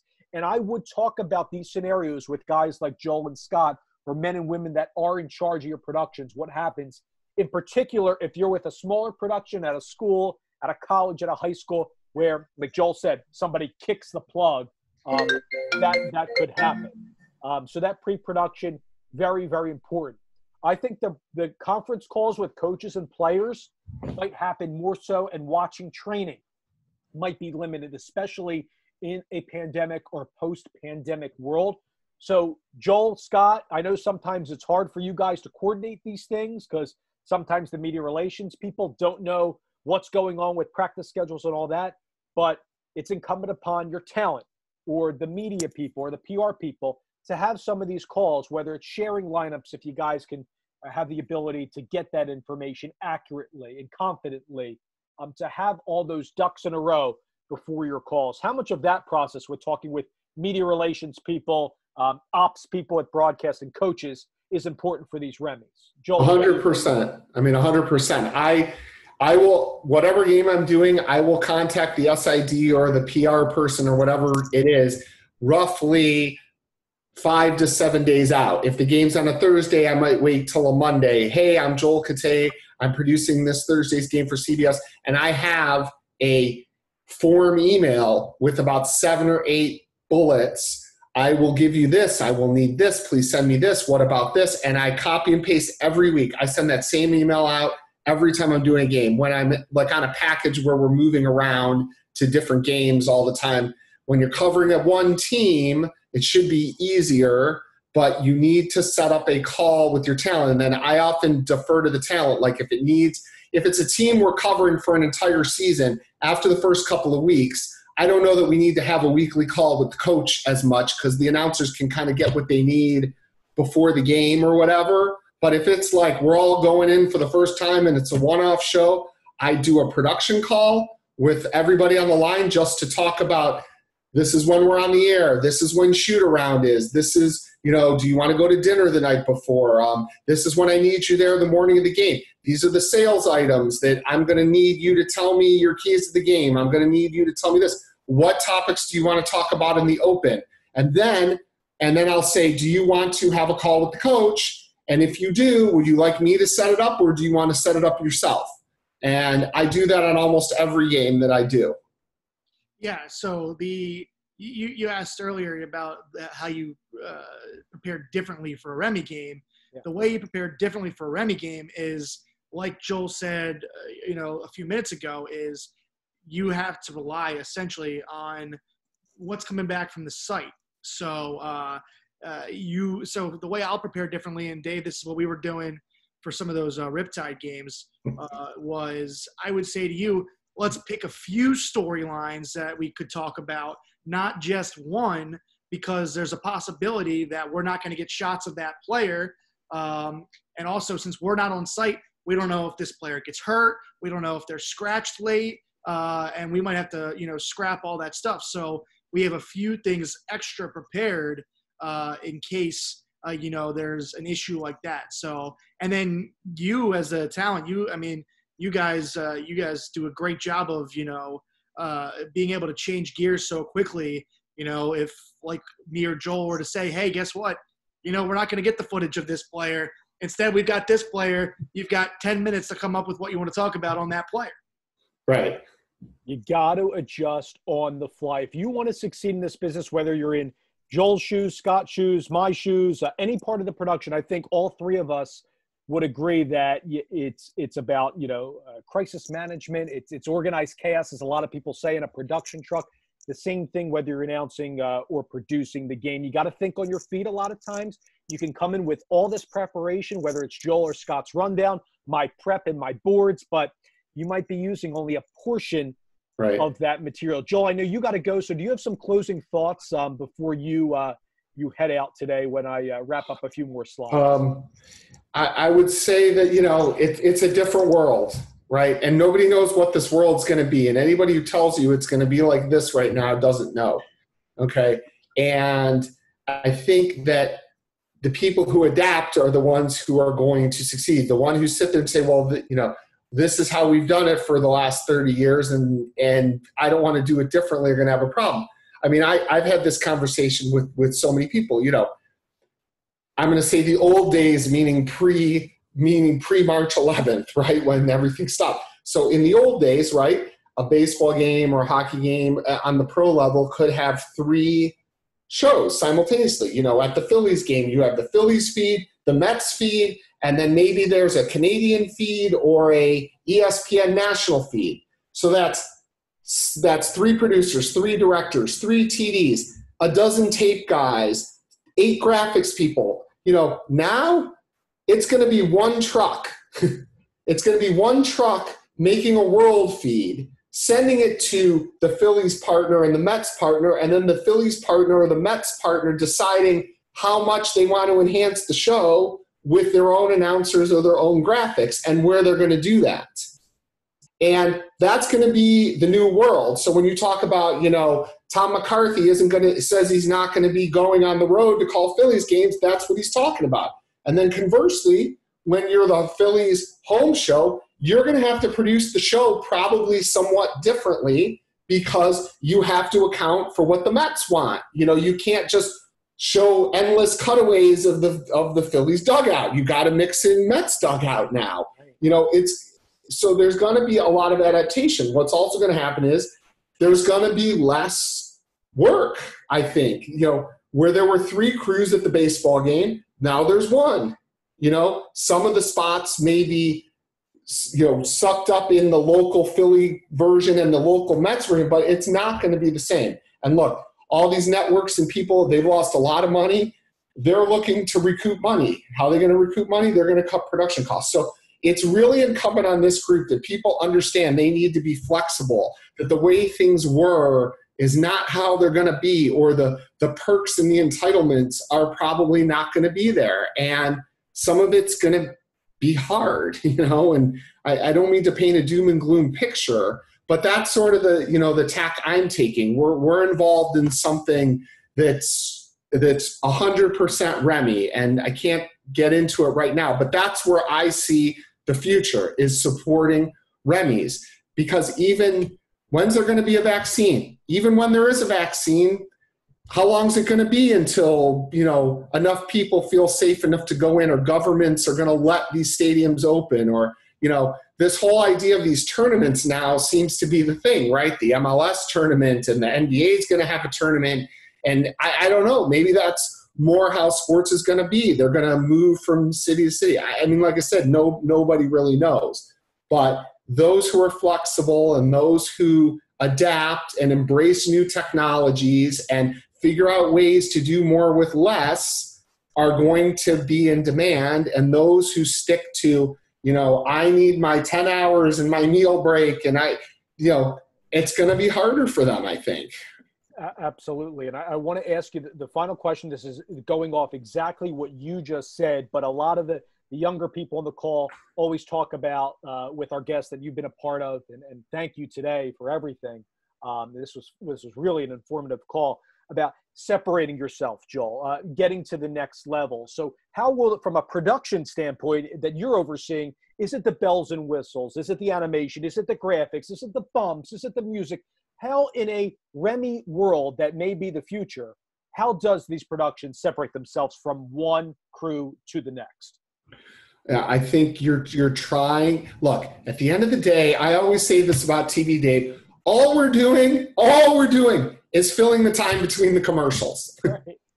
That's our job. We are filling time between the commercials that generate the revenue. And our goal is to try to make that time that we're filling as entertaining as possible to keep the viewers so that they watch the commercials so that the sponsors pay more money to the network, right? That's paying us. So I think it's the ones who, try to give as close to, the current experience as possible, and or whatever new kind of ways of doing things are going to come out. I mean, I'm sure you've heard this. There's more millionaires made out of crises than at any other time, or there's more billionaires made out of crises, right? Like, take, for instance, the Skycam, right? So that was a thing, and it was on games sometimes. And then there was that Sunday Night Football game that you guys might remember where they had terrible fog and there was bad weather. I think it was in Denver. And none of NBC's cameras could see the field because of the fog except the Skycam. And then they shot like 80% of the rest of the game from the Skycam angle. And then what happened the next day? Wow, it was so cool. We should do more games like this. This is like video games. And, and now you see more and more Skycams in shows. And in an NFL game, on almost every play, the director is cutting to the Skycam as they break the huddle and come to the line of scrimmage, like probably 60% of the time. That's a perfect example of like some crisis happens and something comes out of it. And I think I forgot your question. I'm sorry. No, just how productions, but I think that's great. It's like how these different productions separate themselves and what types of things do they utilize in a production. And I think that's a great point, whether it's camera work, whether it's a cool setup in a studio or a booth. And of course, more markets, more teams that have financial capabilities, their product may look a lot better on TV than others. I mean, look, the appetite's going to be there to watch the games, right? But even that's changing, right? Little bits. My son. He doesn't care about teams. He cares about players who are on his fantasy sports teams at that moment, right? It's different than when we grew up. I don't know that people sit down and watch a 2-hour game start to finish unless they really have a vested interest in that thing, right? The highlights are so accessible. I don't need to watch the game. I can go on Instagram or Twitter and watch the highlights 2 minutes after they happen. It's like your meld is just as important as the actual product, right? Well, right, absolutely. I mean, that's how my son knows sports. He knows it from bits and pieces he sees on social media. Yeah. I don't think he says, oh, look, the Spurs are playing the Jazz at 7:30 on TNT. I need to make sure I'm sitting down to watch that. That's great stuff. Joel, thank you so much for the over 2 hours today. Great. No problem. It was fun. It really was. And I think a lot of people that aren't on this live and are watching this on the replay are going to be enthusiastic when they hear all the points that you made today. So hope to see you soon. Continued safe happiness and happiness to you and your family. You too. Right. Okay, thanks everyone, and feel free to reach out, and Scott can fill in for me now. That's great. We'll keep them on. All right, thanks, Joel. All right, bye-bye. All right, bye. And we'll keep it going, everybody that's still on here. So that's Joel Katay. And Scott, feel free to chime in as well. Scott works closely with Joel, and he produces a lot of events for several teams, networks, such as CBS Sports Network and others. So, Scott, you can feel free to chime in. I'm going to talk a little bit more about the prep process here. And the other story that I had going back about 5 minutes ago, the other crisis story was, so I told you about how they cut back to Marissa and I on camera when they lost the feed. That was the one case, right? The other case was during a pre-tape. Simply put, the production crew just didn't check the tape, and the interviewer said an expletive.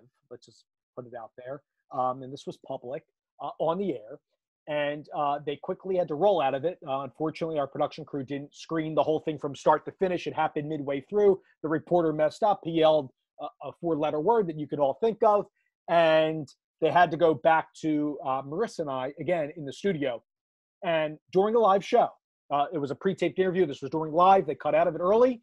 The announcer goes, "Oh my gosh, we're coming back. We're getting out of this. We're busting out of this." And I quickly, we're not laughing. You got to compose yourself and say, I'm really sorry about that. Move on, and acknowledge, apologize, and go on. You don't want to laugh and make it a joke. Everybody on social media, on Twitter, will do that.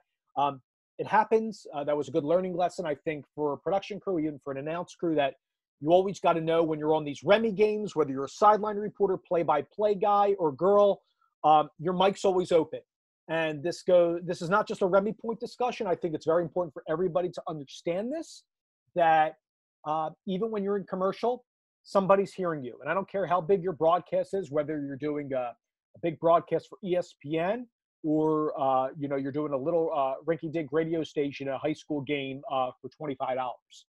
Always know your mic's on, especially given what's going on. Everybody can hear. Things get amplified. Things get taken out of context. Be very careful out there. I can't say that enough, and I think where I'm going on with that point. You may be limited when doing a Remy show, and especially in a pandemic world like soccer is coming back, which it was just announced today. I may not be able to go down and watch practice or training, which I try to do at least once a week for the union, for example. Because of that, it's important to make phone calls, send emails to, and it doesn't need to necessarily be the coaches, the assistant coaches who might not have time for you, quite frankly. It may be a media relations person. It may be the website guy who's a writer who follows the team and is there every day because that's their job to be there every day, or a social media specialist. Bouncing off what's going on at the training facility when you may not be able to attend shoot around or practice, especially given the times today. It's something to consider.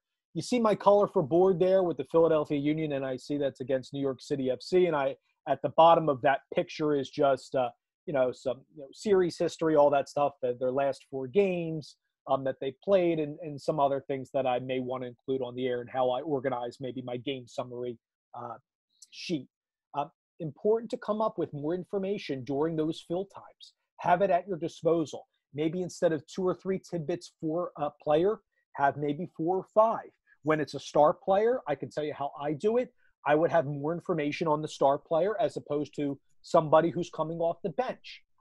Maybe that guy, it's important to have that info for that guy or girl coming off the bench because they may end up being the star of the game due to an injury or an unforeseen circumstance. Prepare for all the scenarios. Don't take the game off because it's being done remotely. I can't tell you that enough. And if you're just walking in to call the game off the monitor and just do player identification and memorizing names and numbers, people are going to know, and it's not going to be a quality broadcast, and that's just my opinion. But that relationships with the teams, with the networks, following what Joel or what Scott may have, how they want the game presented, with MLS, how they want the game being done, even though it's a Philadelphia Union broadcast, it's how the league wants it presented. Following those emails, those guidelines, those broadcast playbooks, very important to have those open conversations.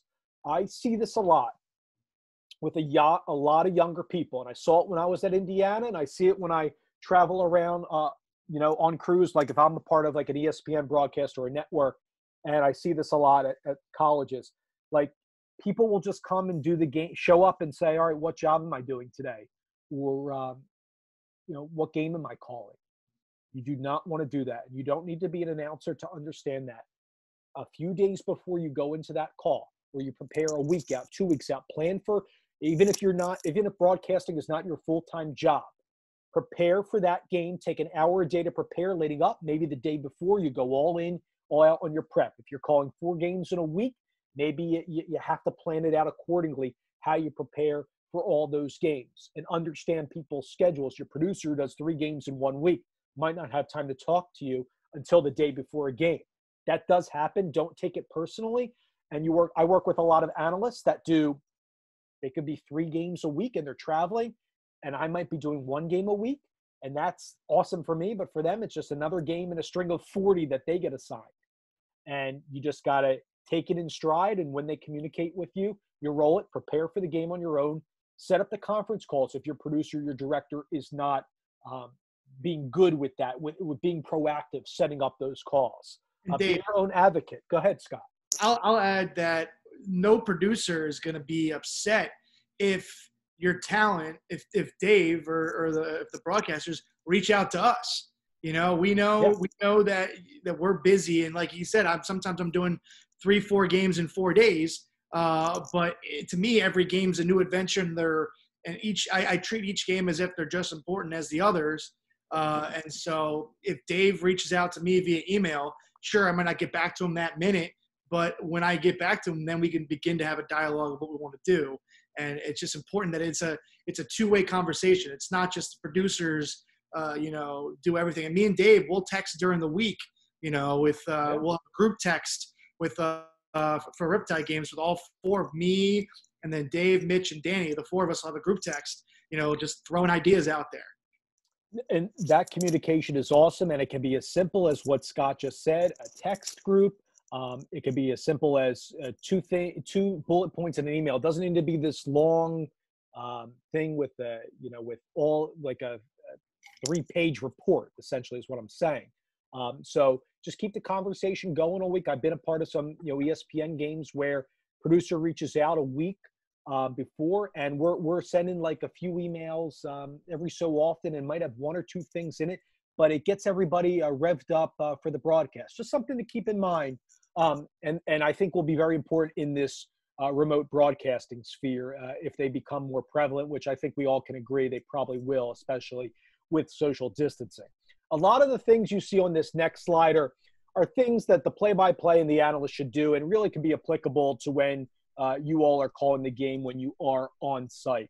And that's reviewing the format that your producer gives you and things that you talk about before the game and pre-production that you're going to address on the air in an open coming back from break to start the show, and then how you're going to commercials.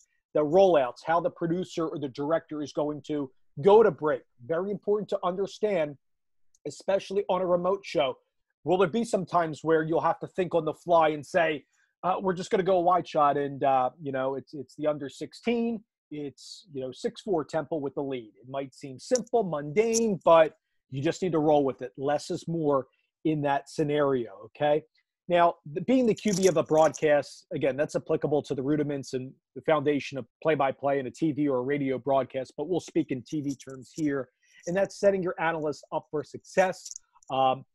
Especially when you guys are calling the game off the monitor in this situation, go over the scenarios with your analyst, with your sideline reporter, with the pre and halftime and post-game host. With the analyst, for example, if I'm doing the game with Mitch Belisle doing lacrosse, like Scott said, or Tommy Smith doing play-by-play and analysis for Philadelphia Union games, I know that Tommy's going to just jump in every time he sees a replay wipe. He's jumping in on that replay. I'm not talking. If I see, and I can look to my right, if I see him stop talking and the replay's still going on, of course, I can tag it, I can chime in, I can explain what's going on, or I can come up with some information that would be great for the viewer to know and to understand. So coming up with these game plans, you see this theme of communication is coming up all over this. It's really important, and it seems like a rudimentary, elementary thing that we're talking about. You would be surprised how many people in the business that I've come across in my young career, probably Scott has, others on here, whether you're older or, first job out of school or still in school or aspiring and going into college. There's people that just simply don't want to talk until they show up for the job. My opinion, like I keep saying, it's not the way you want to go about this business, especially if you want to move up. The conversations, especially during dead air, shouldn't seem like forced, but something that seems very natural and organic to you. What I mean is, something that just came up, a game reset, something that would fit, especially if it's over a wide shot of the stadium. Instead of, giving us, for example, this happens a lot on the soccer broadcast. They'll show a wide shot. The players are still in their benches before they're warming up. They're jogging on the field before they go to the center, getting their alignment, and they're going to kick off for a soccer game I'm talking about. Instead of giving facts and figures about Toyota Stadium, where FC Dallas plays, maybe talk about what FC Dallas has gone through. Even if there's no graphic support, have that information at your disposal. If you're a Philadelphia Union show, talk a little bit more. Hey, the Union played 3 games in 9 days last week. They went 2-1. In our conversations with Jim Curtin coming into this game, he said that the back line was really exposed, in particular the center backs, because of X, Y, and Z. One guy was out of position.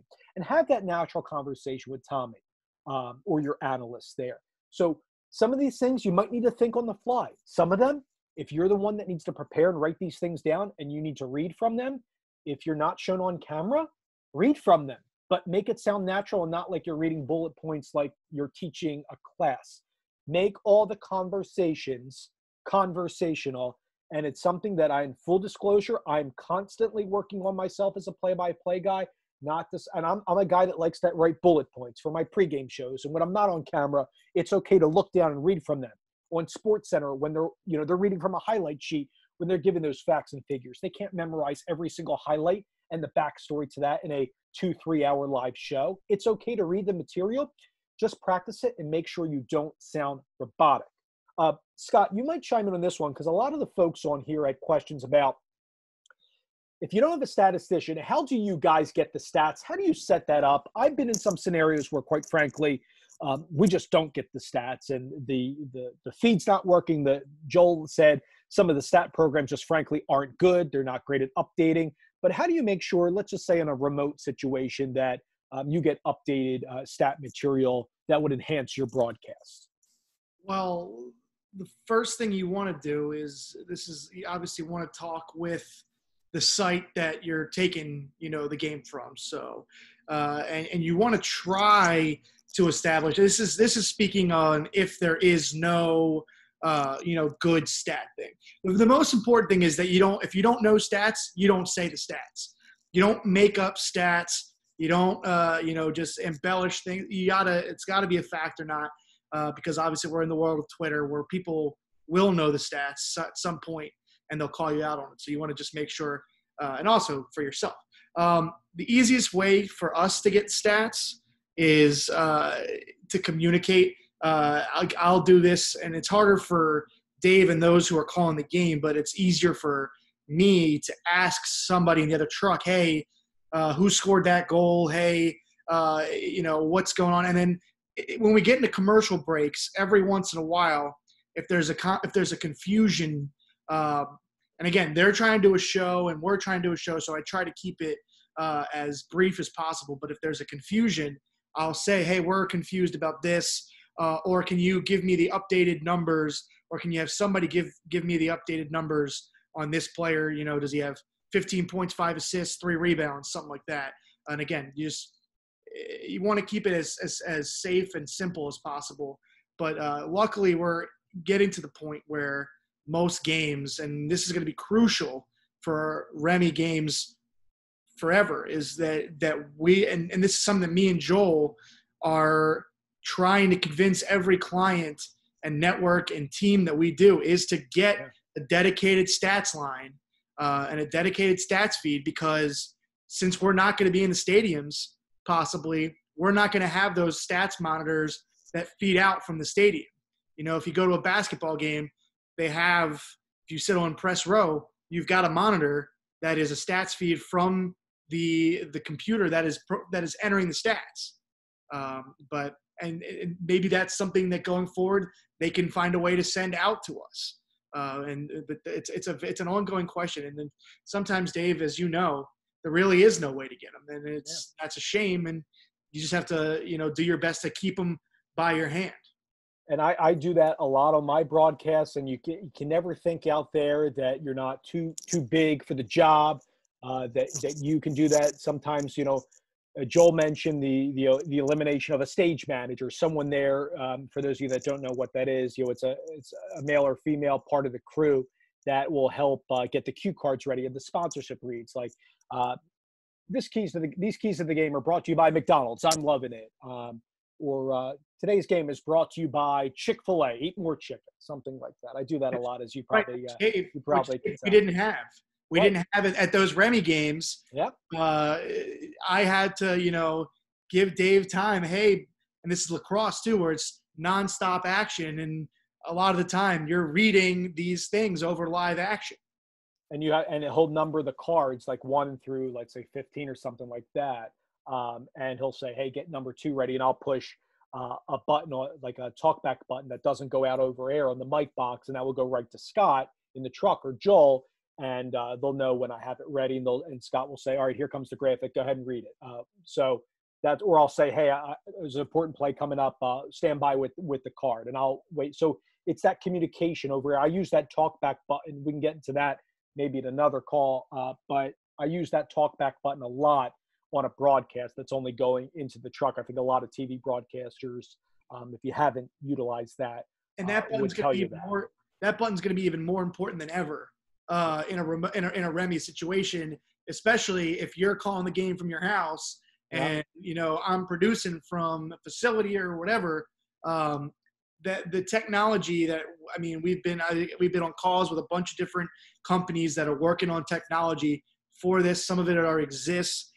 Is going to be more important than ever, because we're not going to be able to just have a button that he can just push and say, hey, can you give me this graphic or whatever. It's going to have to be, some form of technology, whether it's a cell phone thing. And again, that's might not be out just yet, but it will be, in the near future. No, exactly right. It all goes back to that communication, that process, and everybody being on the same page. And I think that's really important as well in the Remy world. So you might need to keep your own stats. I've done it for some of my bigger broadcasts, and that's okay. It's part of it. If you can't get it in, sometimes I'm not really a big stats guy anyway on a broadcast. I'm like more into storytelling or simply, sticking to calling the action when it's important. I want to round out today's call, and these are just some things that I jotted down, just my opinion.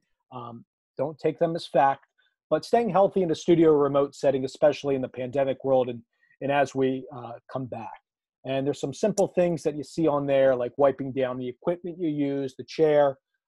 Don't be afraid to ask your company if you can keep your own headset. And this may be for people that are, big-time broadcasters on ESPN, Fox, CBS, even NBA, NHL announcers, MLB, where maybe they have their own headsets. They're a lot of money. Some of those wonderful headsets that we get to use. But if you can keep your own, or your company will allow you to for just the season, so you can stay, you're the only one wearing it, talking into the mic to keep it clean, sanitary. It's worth the ask, and I think it's a very appropriate question. If you have your own earpieces, your IFBs, I would say use them. Try not to, if you have to use a cable to plug in the mic box, that's one thing. But anything you put in your ear, especially in a world that we're in right now, that's great. If you don't have a molded earpiece, I suggest looking up companies who make them. For those of you that are starting out your careers, one of the best investments that I made early on was getting my own IFB ear molds. I ordered them off from a company called Audio Implements. I think they're based out of Wisconsin. They're not the only company. I don't think they're really expensive in the grand scheme of things. They send you an ear mold.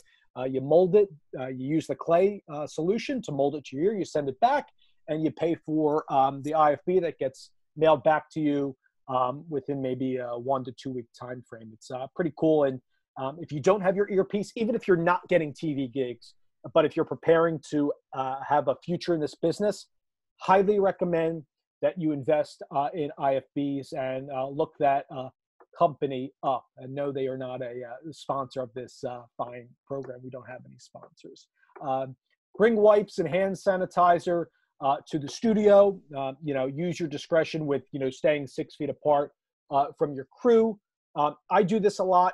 I plug in my own equipment. I don't ask people to plug in stuff for me. Sometimes a stage manager is more proactive, where they're moving my cable so I look nicer on camera and making sure my jacket is straight. Some of the better stage managers will help you with your tie and your appearance. Others are laid back and they don't feel it's their job, and that's fine. But especially in this world, you may have to do more things by yourself.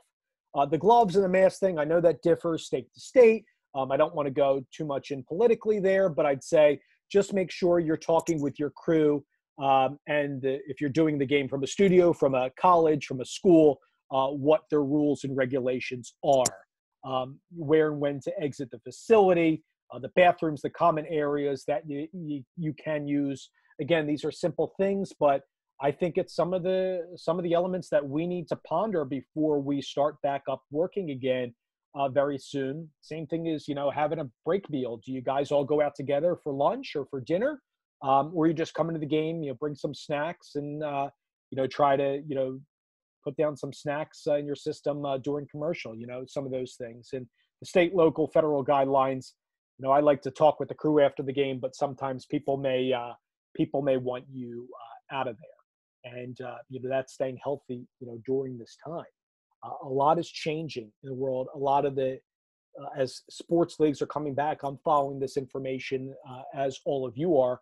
I don't think everybody has the answers yet. I don't think a lot of the big time announcers know exactly what's to come. I think they're being told a lot of things that we're not privy to just yet. But everything is kind of, they're gathering information like we all are about the virus at the moment. But I think today, what I've learned from guys like Joel and from Scott is it goes back to one of the things when I started out this Zoom broadcast venture and telling people about my career and connecting all of us during these trying times. I think the way to move up in the industry, what I prided myself on my career and what I constantly want to get better at is being versatile. And I think you need to do that, especially throughout this pandemic when sports come back. And even if you're solely a soccer announcer, a football announcer, in the basketball, tennis, if somebody gives you an opportunity out there and it might not be your dream and your passion, but if it gets you on the air and more importantly, if it puts some money into your pocket and supports your family, you may need to do it. And you got to work with these people and love it. And I'm not saying to fake the passion, enthusiasm. If you're not into it, don't do it. Somebody else will. But I think there will be jobs for people. Do I agree with what others have said in the business, like work will be cut for a lot of jobs because of Remy's? My opinion is yes. I do think work will be lost because you're taking away those national, those international crews, the home and the local show. And I agree with what Joel said. The games at the Phillies, they may be sending that feed to the Mets, to MLB Network or Fox or ESPN to do a national broadcast. There may be one or two more camera operators, but the feed would stay the same. Scott, do you have any closing comments today about the Remy world and where you think it's going before we end today's Zoom? Well, I agree with what you were saying. I mean, and I have a more positive outlook than some other people do. Like, okay. I mean, again, like what you're saying, what Joel was saying is correct. I also think though that with this, I mean, comes more opportunity for podcasts, for for video, like making videos about your teams that you're covering, stuff like that, because people are going to still want to see as much as possible. And so there's still plenty to be done. And I still think that everybody, and like you said, to me, the biggest thing is that if somebody gives you an opportunity, you have to treat it as if it's your only one. You got to work it as to the best that you can do it. And you got to give it your all. So like Dave, you said, you can't fake enthusiasm. You shouldn't have to. If this is your opportunity, you should be just as enthusiastic to do it. And you should give 110% to everything you do. And I'm very lucky that I'm under 30 years old and I've been able to, produce, for 3-4 years now, games on CBS Sports Network and Fox Sports 1. I've done these, some big games. And that's just because when I stepped into the producer's chair for the first time, I treated it like it was my only chance and I gave it everything I had. And I still do that with every game I do. I mean, I don't, and that's the way that, especially talent, because talent, you guys are the ones that you're the ones everybody hears. We're all in this team together. We're the coaches, you're the players. So you're the ones that, it reflects on everything. So you guys are the front line. So if you sound like you're bored, the audience will be bored. Exactly. Now, I know, Scott, a lot of the people left on the call aspire to get to the level you are, the network level, working for teams, working for, accomplished and national outlets. What are some of the, and you hit on this just there, but I'll ask you one last thing, is what are some of the common traits you find? And this is not just for play-by-play, sideline reporters and analysts, but also for the men and women in the truck that are working next to you. What are the common traits that you find for men and women to move up to get to some of the national games that you're working on?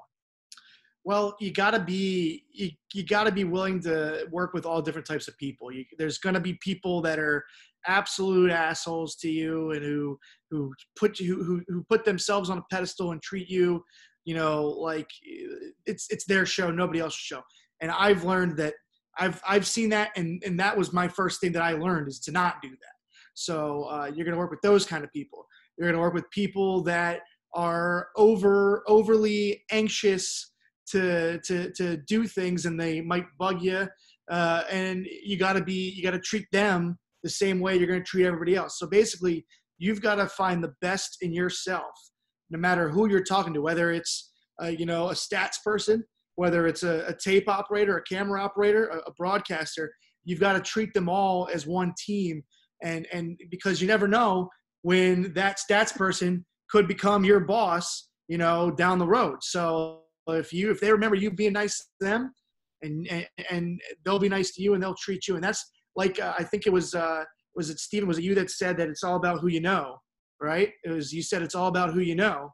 And so it's really, a lot of it is who you know, but how you've treated people. And the better you treat people, the more opportunities will come. And because I guarantee you, if there's two people that have the same qualifications, and somebody says, hey, what do you know about these two guys? Oh, well, he's really, really good, but he's a little difficult to deal with. Oh, he's really good and he's a pleasure. They're always going to go with the he's a pleasure. No, that's great stuff, and that's why I love doing these Zooms for the almost 3 months now, because a lot of there's a lot of information that goes from one Zoom to the next, and a lot of the same things come up. And our Sideline Reporters Roundtable hit on that. Kevin Harlan has talked about that. Kenny Albert, treating people with respect in the industry. As big as we all think it is, it's also really small. And you know how easy it is to pick up, one of these things and call people, or today emailing, more prevalent than ever, right? And somebody says, a comment about somebody they don't even know personally, but they heard of from another guy or girl in a totally different market. It happens, and you got to treat people how you want to be treated. It's that respect thing. And I know I'm not trying to lecture to anybody on here, but you're hearing it from somebody like Scott, who you may not even know. And I've been saying that since day one, starting these Zooms. A lot of people we know don't do that in this business. They just call the game and then they leave, or they just do their job and they leave. That's just not the way, I think, Scott, I know that's not the way you go about it. That's not the way I go about it as well. And go ahead. The last thing I want to say is, if you have a bad day and a bad game, you got to brush that off. If you have a bad call, if you make a mistake, if you mispronounce somebody's name, you can apologize, say, and you move on. You got to move on. You can't let it stew, because I've seen broadcasters and I've seen producers and I've seen everybody who lets it stew, and it just snowballs. So look, I've made tons of mistakes, over my 7 years producing games. And I started as a associate producer, like doing graphics assistants. And we've spelled things wrong. We've put wrong stats up. You got to move on. Everybody makes mistakes, and you're not going to get fired for making a simple mistake. You're going to get fired for making a mistake and not being a good person around other people. Agreed there. And, not, embellishing that mistake or calling attention to it over and over, especially in the Remy world. I will tell you, sometimes JP Dellacamera and I, who does the World Cup on Fox, we have these conversations when I step in and do play-by-play, when he's doing the Fox or the Olympics or the World Cup. He'll tell me, and what I've learned from him is, if you don't know who the goal scorer is, lay out. let them celebrate. When the camera zooms in on that player and you have a good idea who the guys or the girls are rallying around, then you can say, and that was Bedoya's second of the year, something like that. And or if you don't know, and the Union lead 1-0, and let the replay show you who scored if there was a pile in front of the goal. If you're cautious, it's better to do it that way than to guess and try to get ahead of it. If you think it's going to be a mistake, if you're not, what I'm saying is, if you're not 100% sure who the goal scorer was, and I'm talking soccer, but this can apply to all the different sports, as we all know, then don't pinpoint that person. And like Scott said, if you make the mistake, which we all have done, can go from any sport, you simply say, no, that was Haris Medunjanin with the goal, his third of the year, and move on. Don't say, I'm sorry, and don't make it don't let it beat yourself up later on in the call, because especially when you get to the national stage, when you're trying to limit those mistakes, if you amplify it, it goes out to more of an audience, especially with the advent of with social media now, it will go viral. So before I end the call today, I just want to ask everybody, I see there's 18 people left. If anybody has a question for myself or Scott, we'll give this about 10 minutes. If there's people that want to ask a question about what it's like, my experience or Scott's experience doing a game from the studio, welcome to raise your hand virtually. If not, that's quite all right as well. So if you have a question about behind the scenes of calling a game, some do's and don'ts, anything or any concluding thoughts, feel free to raise your hand. If not, it was an absolute pleasure. I think this one was so topical because a lot of broadcasters and companies and articles are being written about more and more of these professional leagues doing their games from the studio and the announcers not traveling on site. And I love to travel to cities as well. I also love to be, with my family too. So if you, at the point where work comes and you have to stay at home and call the game from your computer, treat it as an assignment. I see Kai does have a question for us, so we'll let Kai come on again. There we go. I just wanted to say just wanted to talk about what it's like from my perspective. I kind of like it, like calling it from the studio. Like I've been doing that a lot more. And one of the big things is just that I have so much more space to spread out my notes. Like if I were calling from the stadium, I have a very, very limited amount of space. I basically only have my laptop and maybe a half a page of width on either side of the laptop. That's all that I have if I'm in the stadium. Whereas if I'm in a studio, I can go, okay, like I can see the TV screen. I can see my co-commentator. I can lay out all my notes at once and just go, okay, I'm going to have this team over here, that team over there, and everything else. Like, and I know exactly where everything is, and I just look at it. I don't have to throw it up to my face to read it. I just know exactly where everything is. Everything's under control, and I don't have to worry about weather and potential rain, potentially ruining everything. So, yeah. No, that's great stuff. Is just having all that information, even if you have little room to work in front of you, is putting the most important things in front at your disposal on your spotting board. Sometimes, Kai, I like to have a lot of room at a broadcast table. I take it's kind of comical because I bring a lot of notes. I like to handwrite things, have all these papers at my disposal.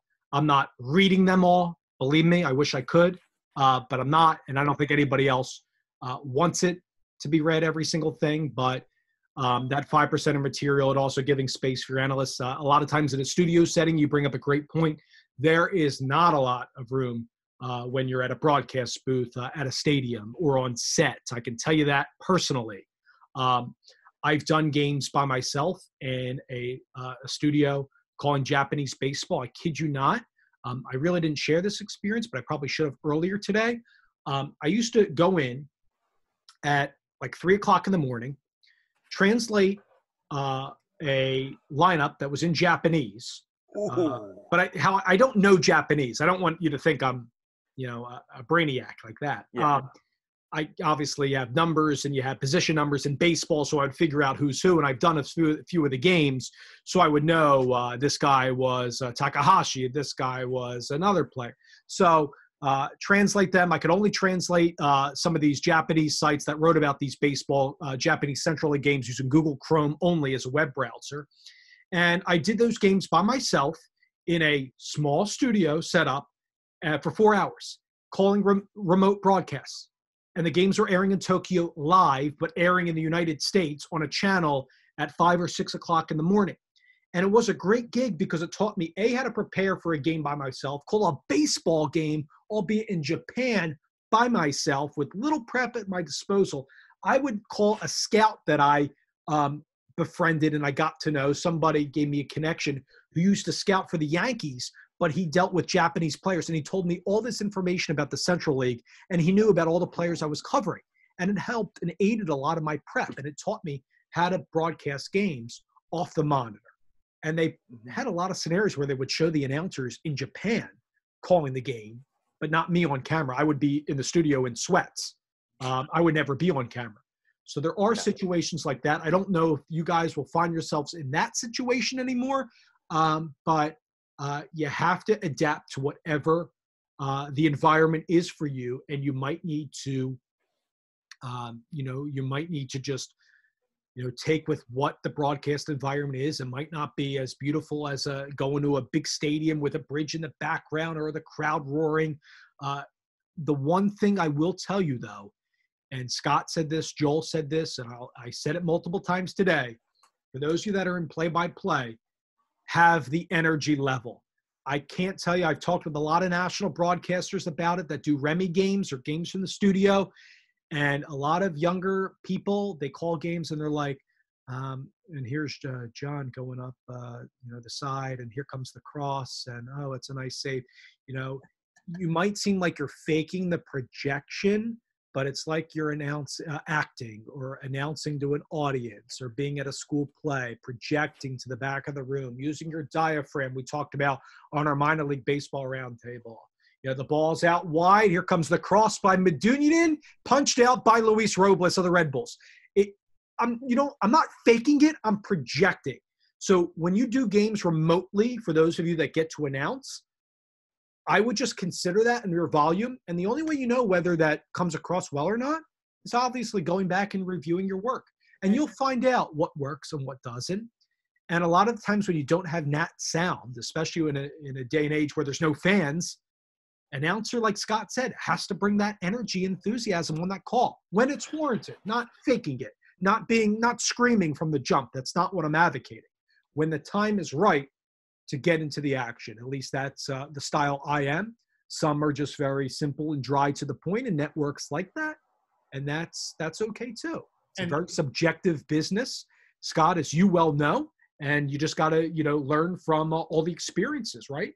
Yeah. And one thing also to think about always is, for the most part, you want to make sure when you're calling a game or even when you're producing a game, even if you're doing it for a home team, you still want to try to be as neutral as possible. There's no we's, there's no I's, it's the Orioles and it's the Red Sox, it's not us and them. There's obviously everybody knows there was Hawk Harrelson was the White Sox TV guy for years and years and years. And unless you were a White Sox fan, you couldn't stand him because he would literally go to break saying good guys 3, bad guys 1. And that's why you never saw him on literally anything else. He did White Sox baseball, and that's it. The reason that Dave works this client, that client, this client, that client, is because he gets excited for the game, and he makes everything sound excited. You can't get upset if the team scores a buzzer-beating goal to beat your home team. You got to call it as exciting as it was. Agreed with that. And you got to show that respect because people at home are seeing what's unfolding. And, in that conversation of being a homer versus not, that's just not my style. I do understand where my checks come from. I'm not naive to say that. I think all of us do.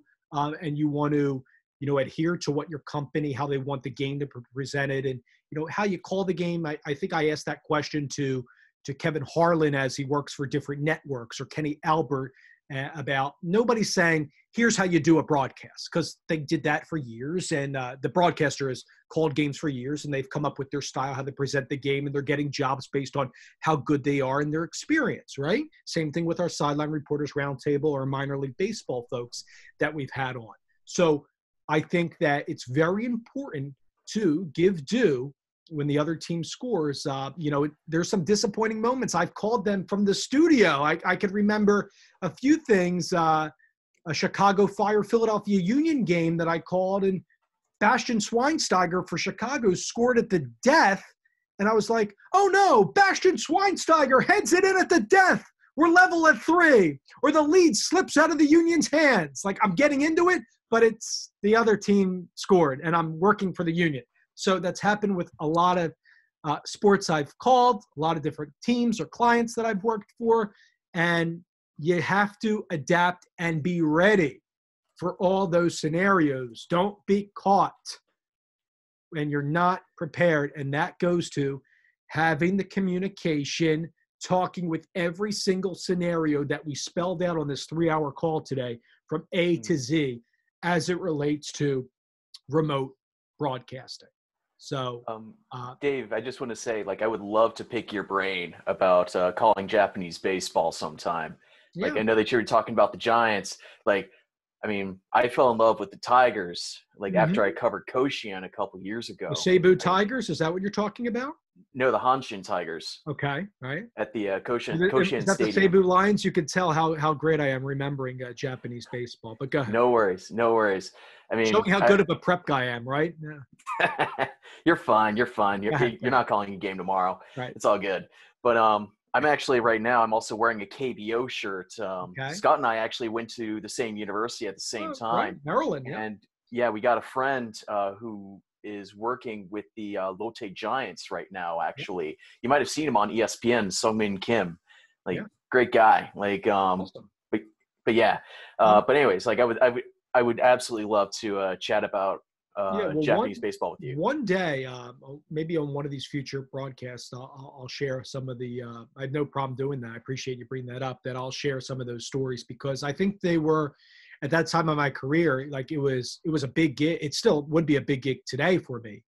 And there were a lot of learning experiences. And some other people on this call know I was doing indoor football, for a team that played in the PIFL, kind of like AA Arena League, right below the AFL.